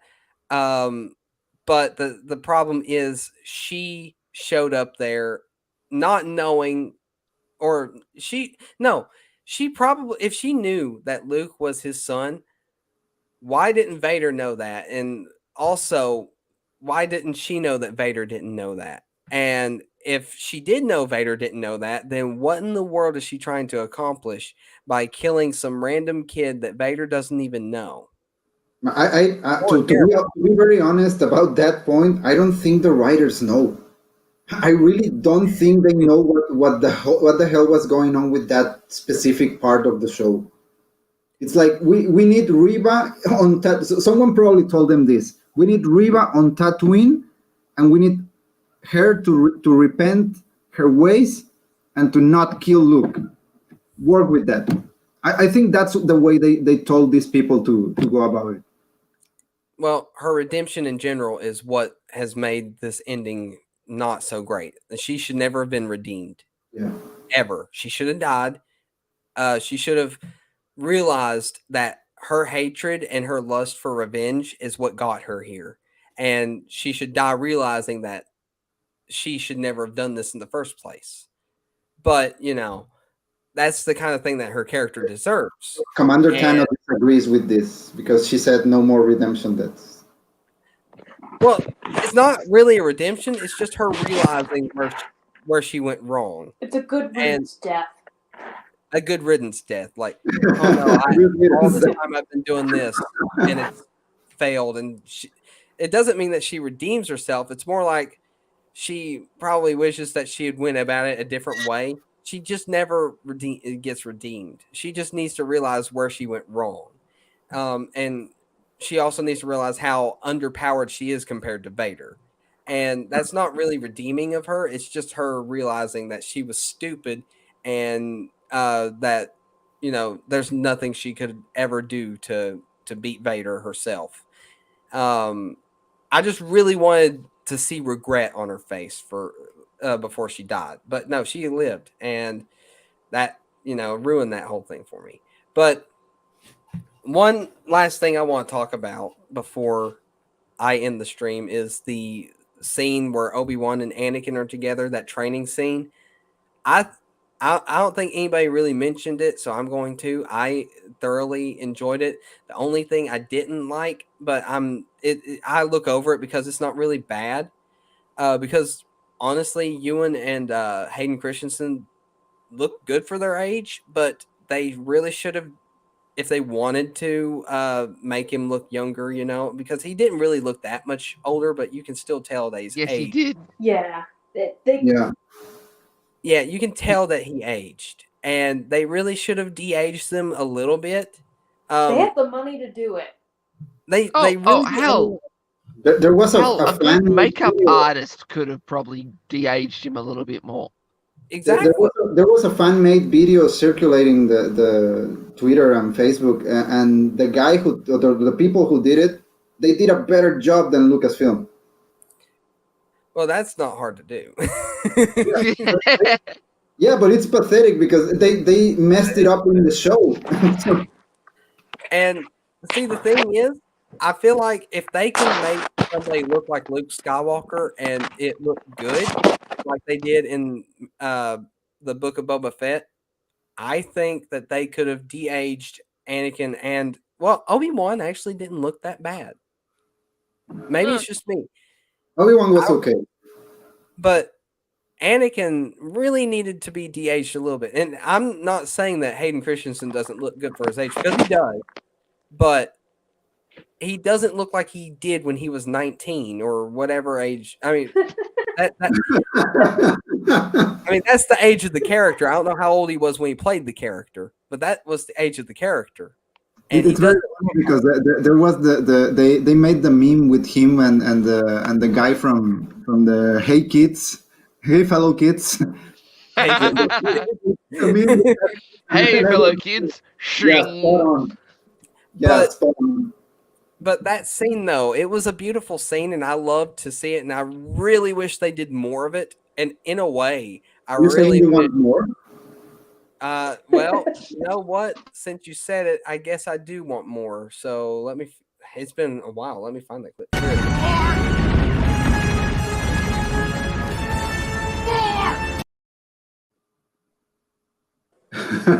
There Lovely. it is. Yeah. Yeah. So I did want more of that, and in a way, I mean, there's a few things that disappointed me about these last couple episodes, and there's one other. Actually, this also came to mind. There's one other thing, but I do want to mention how much I love that scene because it was such a. It made me so happy to see both Ewan and Hayden acting together. And I really wish there was a little more of it, but there, unfortunately isn't. And maybe, hopefully in the future we'll get something else like that if they do it right. But I'm happy with what we got on that. But the one final thing that didn't really disappoint me, but I mean, I guess it was a little disappointing. But the one thing that doesn't break it for me, but it slightly disappoints is the lack of Battle of the Heroes in the final fight. I don't want them to full on use the whole soundtrack for that fight, but I really would have Yeah. liked to hear a reference to that because that's Yep. their theme when they fight. Yeah, it should have And been there. to completely not like reference it at all, like not even play a small snippet of it, for them not to do that sort of feels like they don't want to remember the prequels, like the music. I mean, of course, the prequels music overshadows anything in Star Wars music wise. There's nothing that Yep. comes close to the prequels music. And I stand by that to this day. I don't care what anybody says. But they really could have. It was a big missed opportunity to not include Duel of Fates or Battle of the Heroes or anything in that particular track that they used for the fight in episode 3. Like it was a big missed opportunity, and I was really wanting to hear it. I was excited. I'm like, all right, so we're going to hear some, da, da, da, da, da, da, da, da, that kind of thing. Yeah, and we were going to hear some of that, and I'm like, we didn't get that, and that disappointed. It didn't ruin it. The track isn't bad that they used, but it just doesn't hold the same amount of emotion that Battle of the Heroes did. And nothing against the composer that did it, they did a good job, but they really could have added a little bit to it because that really would have brought back some nostalgia and memories. And they really shouldn't. I get it. They probably don't want to rely on just nostalgia to keep things going, but that was Of course they do. That's why they bloody made Kenobi.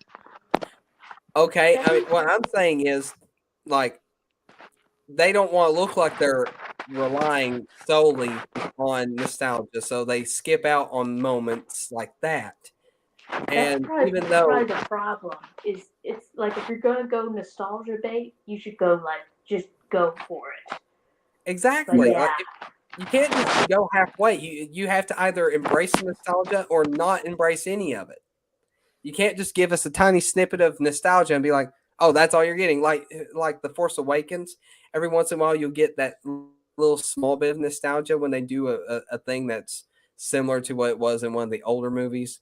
That like seeing Han Solo was a bit of nostalgia, but that sort of dies off, especially after they kill him. And but they go full. See, the thing is, they also show like the little drone and all that stuff. They take out little small things and try to give us little remakes of things that make you feel nostalgic, but they weren't fully committing to the nostalgia because they were trying to create something new. But it wasn't different. It was just stupid. It was just 25% different. Huh? It was just 25% different. What I'm saying is they wanted it to be completely different characters. They didn't, of course, go with a completely different story. They just redid the same story, but they tried to stay away from too much of the nostalgia and make it seem like it's their own. That's what I'm trying to say. I'm probably doing a terrible job at wording it. But that's all I have to say about it. I practically agree with almost everything else that everybody has said, and I see everybody's points. And I'm just thinking there is some things that you guys mentioned that not even I thought of, like Commander Tano talking about that moment where Ahsoka talks about Anakin, and then Obi-Wan talks about Anakin, and I get that, and I agree with that as well. Though I will say I don't see the scene as bad, which I don't think you said you saw it as bad. It's just not as good or as meaningful, which I agree. Correct. It's like a decent scene, but it's like I like Rebels take better. Yeah. And I completely agree with that. That is a better take. I really wish, because after Anakin made his little speech about Obi-Wan not, failing Anakin and killing him. It was Vader that killed him. I like that scene a lot, but after he realizes that Anakin is not this person anymore, this is Vader, and they're treating him like two separate people.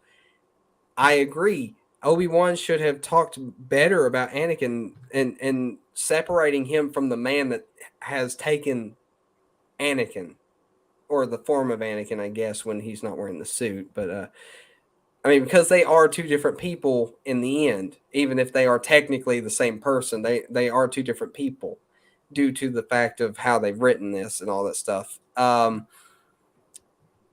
yeah, I really think Obi-Wan should have went full on, like, talking about how good Anakin was instead of saying how good his mom was, and then saying you're strong and passionate like your dad, but you're not, but you're as kind as your mother, which, you know, they were both kind, of course.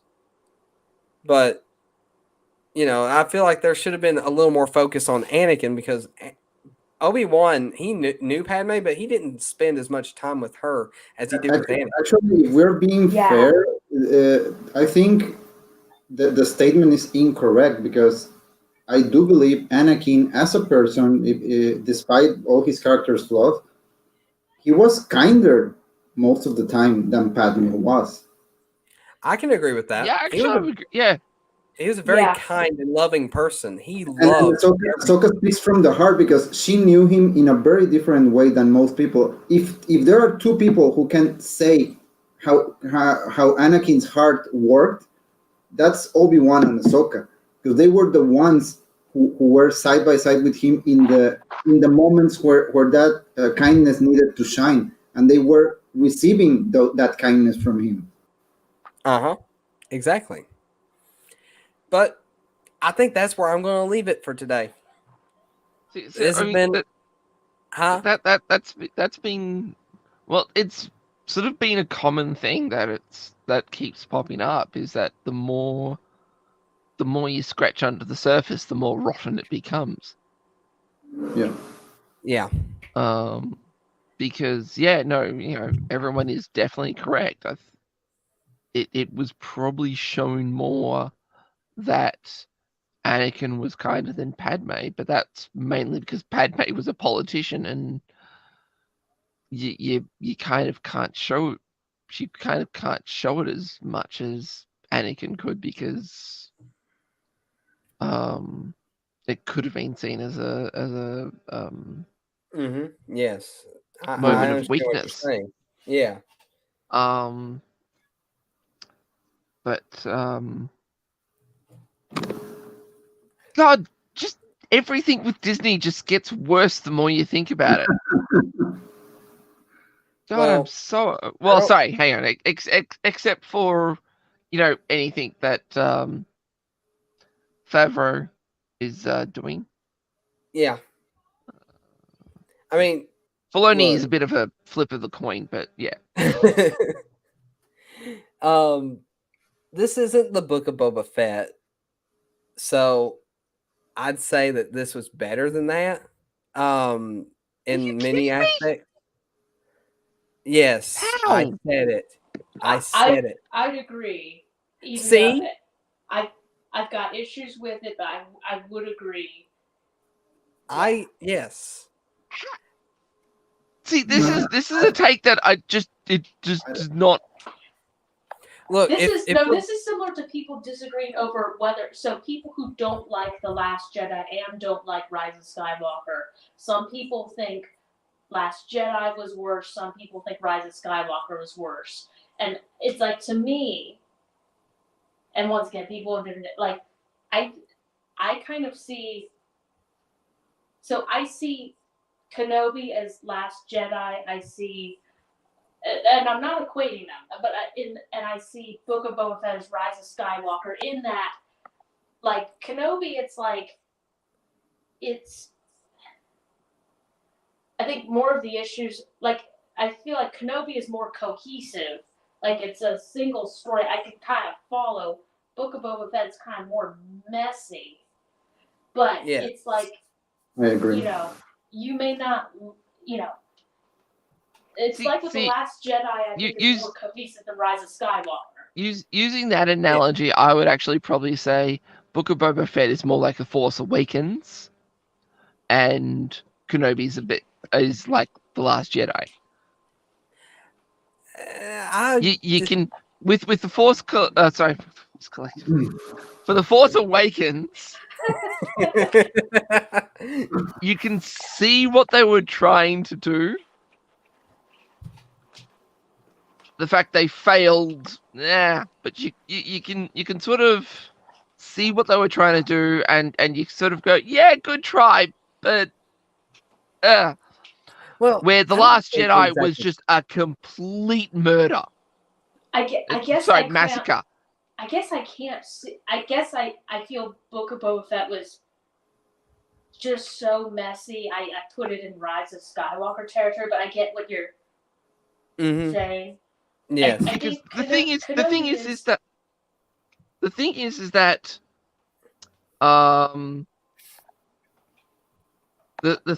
that if the Book of Boba Fett, it kind of damaged Boba Fett as a character. Mm-hmm. Kenobi is slitting the throats of pretty much every character in it. And if you pulled Kenobi out of the Star Wars franchise, as in it was completely 100% its own IP, yes, and you did the same with Book of Boba Fett, yes, you could say that Kenobi was a lot more coherent. Yeah, I agree. The minute you put it within the franchise, Book of Boba Fett becomes 300 times more coherent than Kenobi. I'm definitely. I think I agree with that, and I think it was a difference of criteria. I think it's similar. Let's say for me assessing The Last Jedi versus Rise of Skywalker. Like, regardless of whether you liked or not what The Last Jedi was doing, like I could tell what it was doing. Whereas The Rise of Skywalker, I felt like it was like this kind of miscellany, cut and paste together all these different, like some cameos, some MacGuffins, some. Well, technically, they did sort of cut and paste a specific cameo. So you're not wrong. Cut a bit from that story, cut a bit from that story, cut a bit more from there. And Well, let's just try and glue it all together. I'm talking mainly about Leia. She was literally copied and pasted into. Yeah. I mean, look. I mean the thing is that I think they cut and pasted some of the story beats from, was it Colin Trevorrow? They cut he and the pasted a original lot of director of That whole movie the was ninth a big movie? cut and paste. Colin Trevorrow? mess. Yeah, that's what I'm. Yeah, I whatever. don't think he cut and paste. I don't think they copied anything from his script. No, I think they ripped out some beats. They made a little didn't. bit, maybe. Yeah. So I mean, Yeah, I it wasn't. forgot It about all wasn't. that with that. So I guess the biggest thing is that I still haven't watched Rise of Skywalker. So. Well, you're not missing much. It's Uh. We've already discussed it. I'm not going into that. But anyway, I think we really got Should to do the move on ratings? to the rankings. Yes, and I mean, I could pull out one of those weird. Sir AOA would only have this ranking. But see, the thing is, I'm sort of OCD, so I won't do these weird point whatever rankings. Like, I can't believe I wrote that. I love that. Okay. Anyways, I still have the ranking system from when we did the Book of Boba Fett. Okay. So I want you guys to tell me what your rankings are. We're going in the order that we discussed it earlier. You don't have to explain yourself unless you do one of your weird ones, Surrey away. Then you might have to. But no, seriously, you don't have to explain why. We've already talked about why. So just go ahead, and I'm going in the order in which we discussed everything. Hang So on, for hang on. anyway, Is this the episode or the series? The Sorry, series. episodes or the series? the series. But I'm not going to do the episodes. We're just going to rank the entire series. That should give you an idea of how you felt. Actually, do it with the order on the screen. Do it with the order on the screen. Yeah. Okay. Skipping me because I always go last. But Commander Tano, what would you give it out of a 10? Oh, this is tough. So I believe Book of Boba Fett I gave a 6, Mm-hmm. and actually for the reasons that we've all been discussing, like I'm kind of at war because there's the criterion of just is this good as a piece of as a story. Forget the IP it's connected to, versus the then judging it by the how well does it match with the IP canon and connections, all that. I think I'm gonna give it. I think I'm gonna give this a 6, too. A 6. Yeah. Okay, not the best, not the worst. Okay, I like that. That's nice. All right. What about you, Chrono? I guess I would have to say it's not really a bad show. It's more like they didn't care enough to polish a lot of stuff. So I do believe it's a 6 for me. It's not really the worst. It's just that we know that they can do something way better, and they neglected to do it. Yeah, exactly. All right, Saray. What about yours? I'll go ahead and pick yours for you. Sorry. Oh God, no, no, no, no, no. Seriously, Shade. Oh, That's not my rating. That's not my rating. Sorry, that one. I sorry. Completely No, forgot. that's not even my rating either. It's far too high. I was about to say, should I start writing out negative ratings for you? Yeah. Nah, screw it. I was going to really lean into the joke. No, actually, I will lean into the joke. -10. -10 for it exists, but I rather not exist with it, kind of thing. That's what I'm going to say. That's what I'm going to say. That was it. Well, then we might say -5. Okay. Because it exists, yeah, and you. I'll just state what what the rating should sort of what I was sort of thinking when sort of giving this rating, and you can figure out what number this would suit, but it's definitely sort of negative. What you have just viewed is one of the most insanely idiotic things that has ever aired. At no point in its rambling, incoherent story was it even close to anything that could be considered a rational plot. Everyone that has seen it is now dumber for having watched it. I award the show no points, and may God have mercy on their souls. And this is why we call your segment "To the Dark Side." I really should have played that segment clip just for his rating. Okay, I'm going to say that's a -6. Everybody's went with the 6. You're going with a -6. I'm just going to say it like that. Yeah. And for me, I am much easier to please than Sir AOA. Certain moments really made the show for me, but I mean, there was moments that are keeping it from being higher than 7, much less a 6. I want to go with the 6, but that scene with Obi-Wan and Anakin where Obi-Wan says he's sorry for all of it, that scene made the show for me. I feel like in a way, it made it worth watching because I get to see that interaction. Whether you like that interaction or not, I mean, I loved it. I'm going to give it a 7. It's not. It's Even not the same as Kobe out here saying great, but This, it's good. you I see, like. this is why middle even points should be a thing, because what you really mean is you gave it a 6.5, but since you don't want those in the rating, you had to go to 7.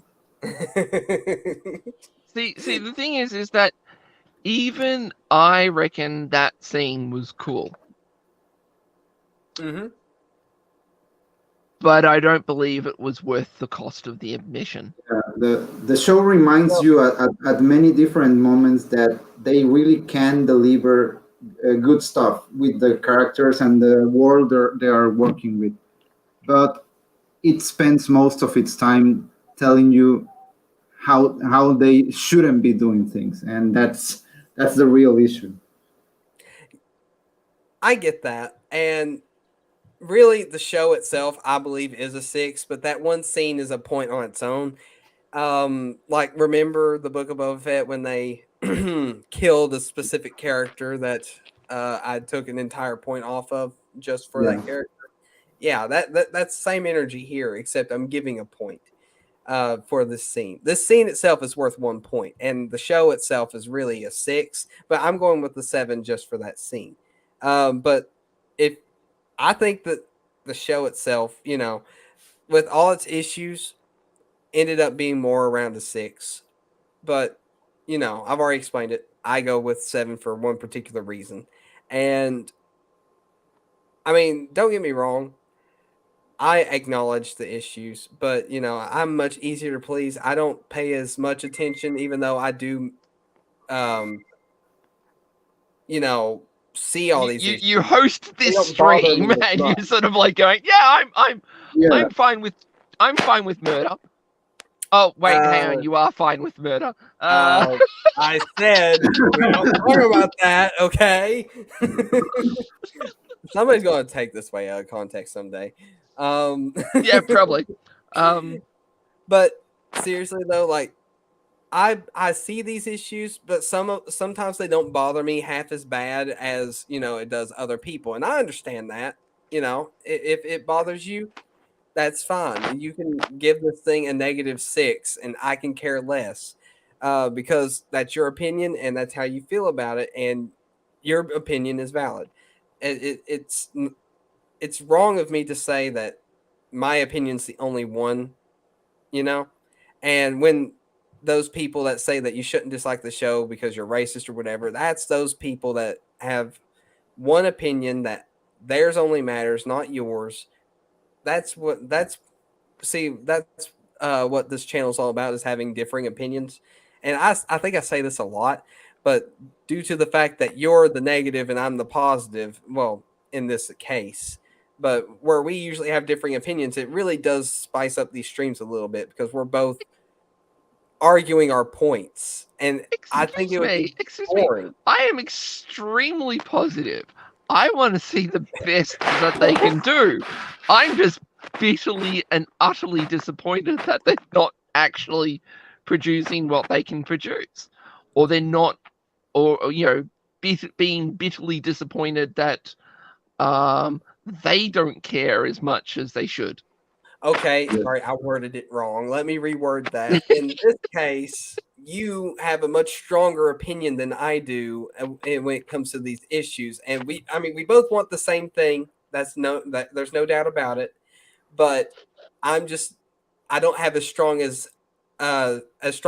opinion as you do. And I don't think it's about how strong the opinion is. I think the fact is that you are a very positive person and you want to enjoy these things, and we all do to a certain extent. But some of us have been here longer, and we have been really burned out by these things. I mean, like right now, I don't feel like any excitement towards Andor or towards any of the other shows because of the way things ended with Kenobi.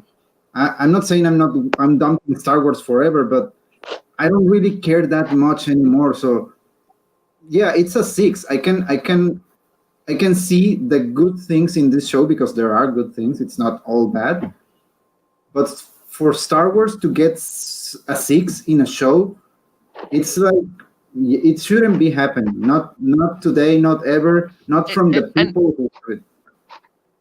Yeah. And go especially with using Kenobi and Christian, well, especially with using Ewan McGregor Ewan and Hayden Christensen.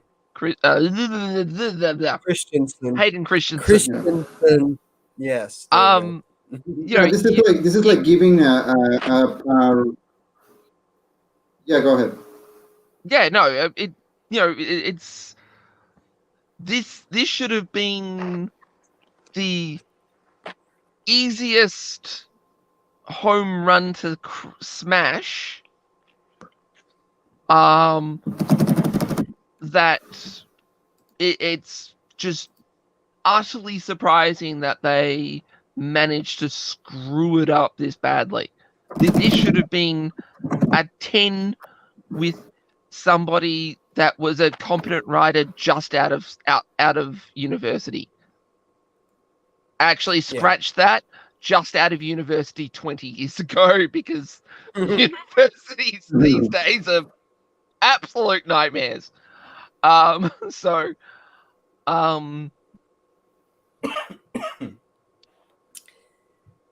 but yeah, I mean, I get that there are competent bloody web writers that could have done better than what was done here. And it just reeks of screw it. It just reeks of Kathleen Kennedy. So I was going to sugarcoat that, but no, it just reeks of Kathleen Kennedy. It just reeks of her just sort of going, well, I want it this way. Oh, no, sorry, hang on. I want it this way. Tell me why. Okay. No, you didn't get what I was doing. I was just wondering if anybody would get that. I'll explain that later. But anyways, yeah. But yeah. So now my head's gone blank. Guess what? But yes. What? So it just. We are less than 13 minutes away from a 4-hour stream. Yay! I was hoping nobody would say anything about it. I was trying to nonchalantly be like, "Oh wow, the time has slipped. I've let it happen. Okay, we're less than 13 minutes away. I'm allowing it since it is the first stream back." Yeah, so I was just trying to just stretch this out. See, the thing is, oh my gosh. I didn't think you guys would be that happy about it, but oh gosh, you are. Well, it would be better it would be better on May the 4th, but we'll take it. There's always next. What's today's date? August. Oh yeah, 8th. Yeah. Oh yeah, Sir Airways from the future. I forgot about that. Yeah. See, he already knew that we were going to do the 4-hour stream. Yeah, that's why he had been stretching it out. Yeah. But yeah, no. But I mean, the thing is that with the material, with the characters and the actors that they were given, this should have been an easy 10. And the fact that it's the fact that you guys that actually enjoyed it are only giving it a 6 is an absolute indictment on everything. And I mean, what was the director's name? I agree. Zoe Chow? Deborah Chow. Deborah Chow. The fact that she did so, did some bloody good episodes in The Mandalorian,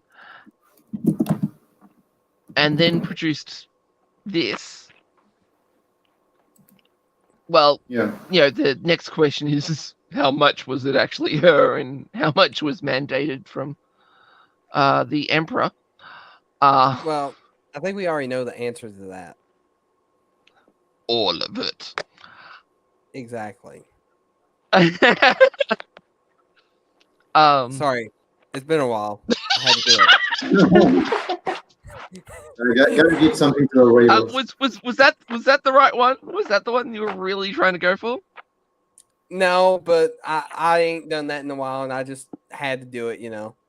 We're less than 10 minutes away from our 4-hour record. I know, right? Yeah. Are we gonna sit down and count it down? That'd be fine. No, I just gotta hit in end broadcast right like at 1 second till, and you guys are gonna be like, "Oh, what the heck, people? Why did you do that?" I would do that mean, wouldn't I? I won't do it. I don't want a riot in the Grand Council on my hands. So, Yep. I will. But There will be mutiny, and I will be tossed out. I will no longer be host. Yeah, you don't want any sudden reports going to a certain Walmart about certain conducts. Okay. Look, you're going too Oh! far, sir. You're going too far. Too far. No, I'm just kidding. I would deserve it if I did that to you. Have you been wanting this so taking long. some? Hey, Chrono, have you been taking some tips from Amber Heard? Have you? Yeah. Oh Maybe gosh. Chrono is Amber Heard. Oh, we're in trouble. Plot twist. Or is Amber Heard Chrono? Who's the True. real? Yeah. Which one is the real person? Is it Chrono or is it Amber Heard being Chrono? Actually, Wow. that's a question that I want to ask. Whether I'm Amber Heard? Because- No, different question. James Gunn has been. No, you wanted to ask that question. The rumors that are going around is that James Gunn is trying to get Favreau to come over to Warner Brothers. Oh, is that would, so? Oh, that would be interesting. Yeah. That would be interesting, you- and I hope that's not the case. Do you think that would be the death nail to Star Wars? I think so. If he leaves, then yes, because that would prove that there's something going on in the background. Because he's already invested a lot into this so far with what he's done. If he was to give it up to go somewhere else, even after creating this new expanded universe that we're getting, it feels like that he's leaving for something better. And that would mean that there's something bad going on behind the scenes. That would basically, it's got the same energy as saying Mace Windu saying our worst fears have been realized. So, that would be so. I need to get back and I need to keep abreast of this because that would be so. Wow. And I'd be like this.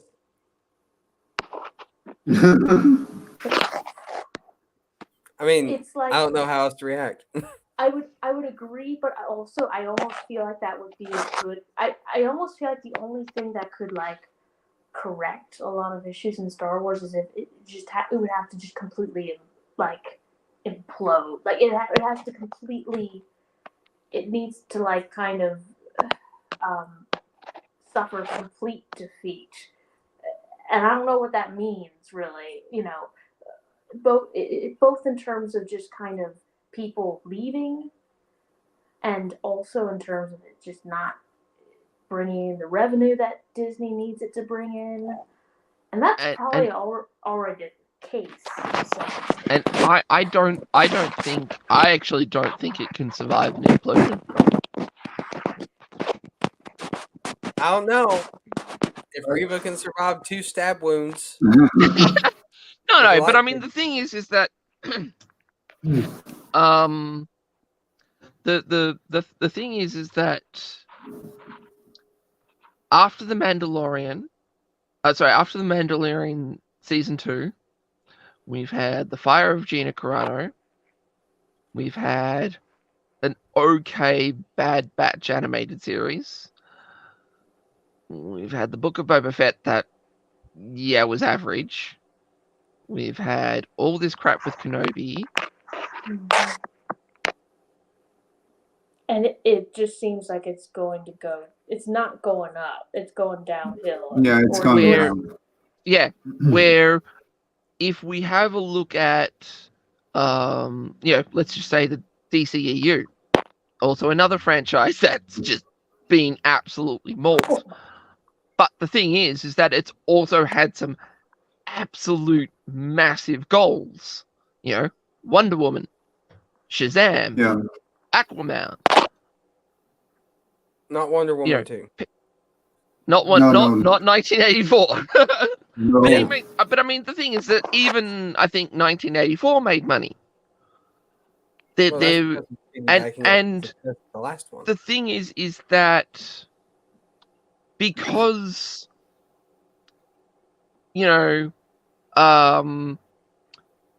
and the here's the other interesting Snyder, the Snyder cut of Justice League, That too. the DCEU franchise isn't flying high, but it's not in the gutter bleeding out either. So, there's still there's still goodwill that Warner Brothers can cash in to get it back up. Honestly, and and the thing is that everyone's expectations not really high for the TCEU thanks to some really average movies, aka Birds of Prey. Yeah. But the thing is that the only thing that is keeping Star Wars up right now is The Mandalorian, and that's it. And that may not be the case for long. Like I said, I don't see how season 3 will bring. That's the thing. Each show, if you're doing a streaming service, if you're going to be economical about this, you need it to, well, A, keep the subscribers you've already got. That's kind of important. But B, you've got to bring in new ones. And I don't see how Mando season 3 can bring in new people. I just think the audience for Mando 3 is going to be smaller than it was for 2. Yeah. I can see that. Yeah. I can too. I could can be wrong, could be surprised, but that's what I think will happen. Well, I mean, the thing is that it's either going to be the same, a little bit less, or a little bit more. Nothing sort of explosive. Oh my god! Yes, No. and the thing is, say if it's at best, it's like, oh, they get a few more people in to watch it. I don't think that's going to offset the costs of all these other shows that they're making that aren't bringing in people. Those are essentially just like Disney throwing away millions and millions of dollars to not really get anyone new subscribed.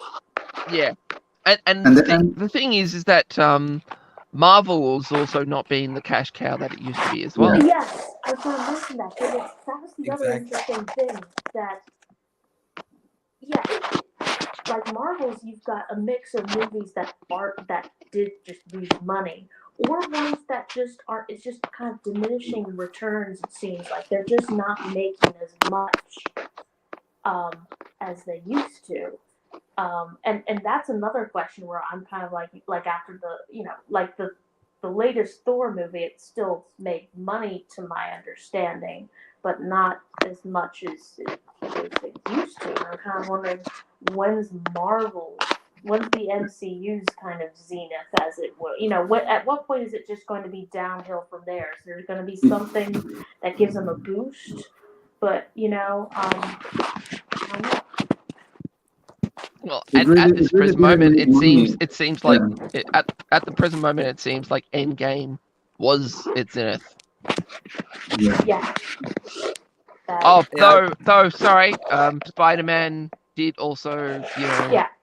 Spider-Man made them money, but the thing with that is that they only got like 25% of the whole box office because it's not really their movie; it's Sony's movie. Sony's, yeah. True. Yep. But the thing is that it does So it would they're bump still the losing money. MCU. Yeah. And there we go, 4 hours. Yeah. 4 hours. People. Oh We my. made it. We made it. 444. Except it's not 444. It's just 4 at the moment. But we'll save like the next 4-hour stream for May the 4th. But this is crazy. I didn't think I'd stay on here for 4 hours. In the meantime, August the 7th or August the 8th be with you. Yes, August the 7th with you. Perfect. That was amazing. Well, now that we made it to our 4-hour mark, you guys got anything else to say before we sort of end this stream here? I'm going to bed. No, I well, sorry. Is there more to say? Absolutely. Should we possibly We'll leave save it it for to another another stream? stream. Yes. Yeah. Yeah, we're not Yeah. going 5 hours. That's where 4 hours is where I draw the line. Maybe someday 5-hour stream will be viable, but not today. Where do you draw the line? In the sand? Huh? Where do you draw the line? In the sand? I hate sand. It's rough and irritating. It gets everywhere. So no, I don't draw it in the sand. Anyway, it's been great coming back after a whole month of not streaming at all. So every other week we'll be doing this. I hate that I won't be doing it every week, but I do want to put actual videos out as well. So I got to manage my time a little bit. But we're going to be streaming every other week, so that that's going to be fun. It gives me more time to think of these topics, and plus we ain't got nothing exactly going on at the moment that's really going to make us want to stream weekly.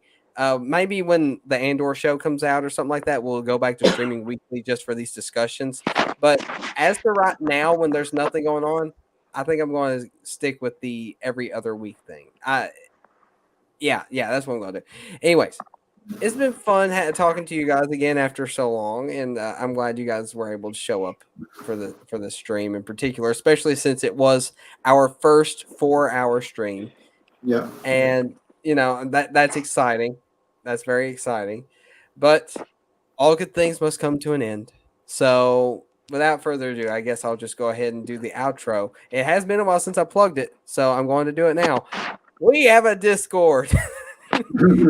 It's been a long time since I plugged that. I almost forgot about it until now. But we have a Discord. I will put a link in the description, and there's also a playlist for all Star Wars Topics episodes.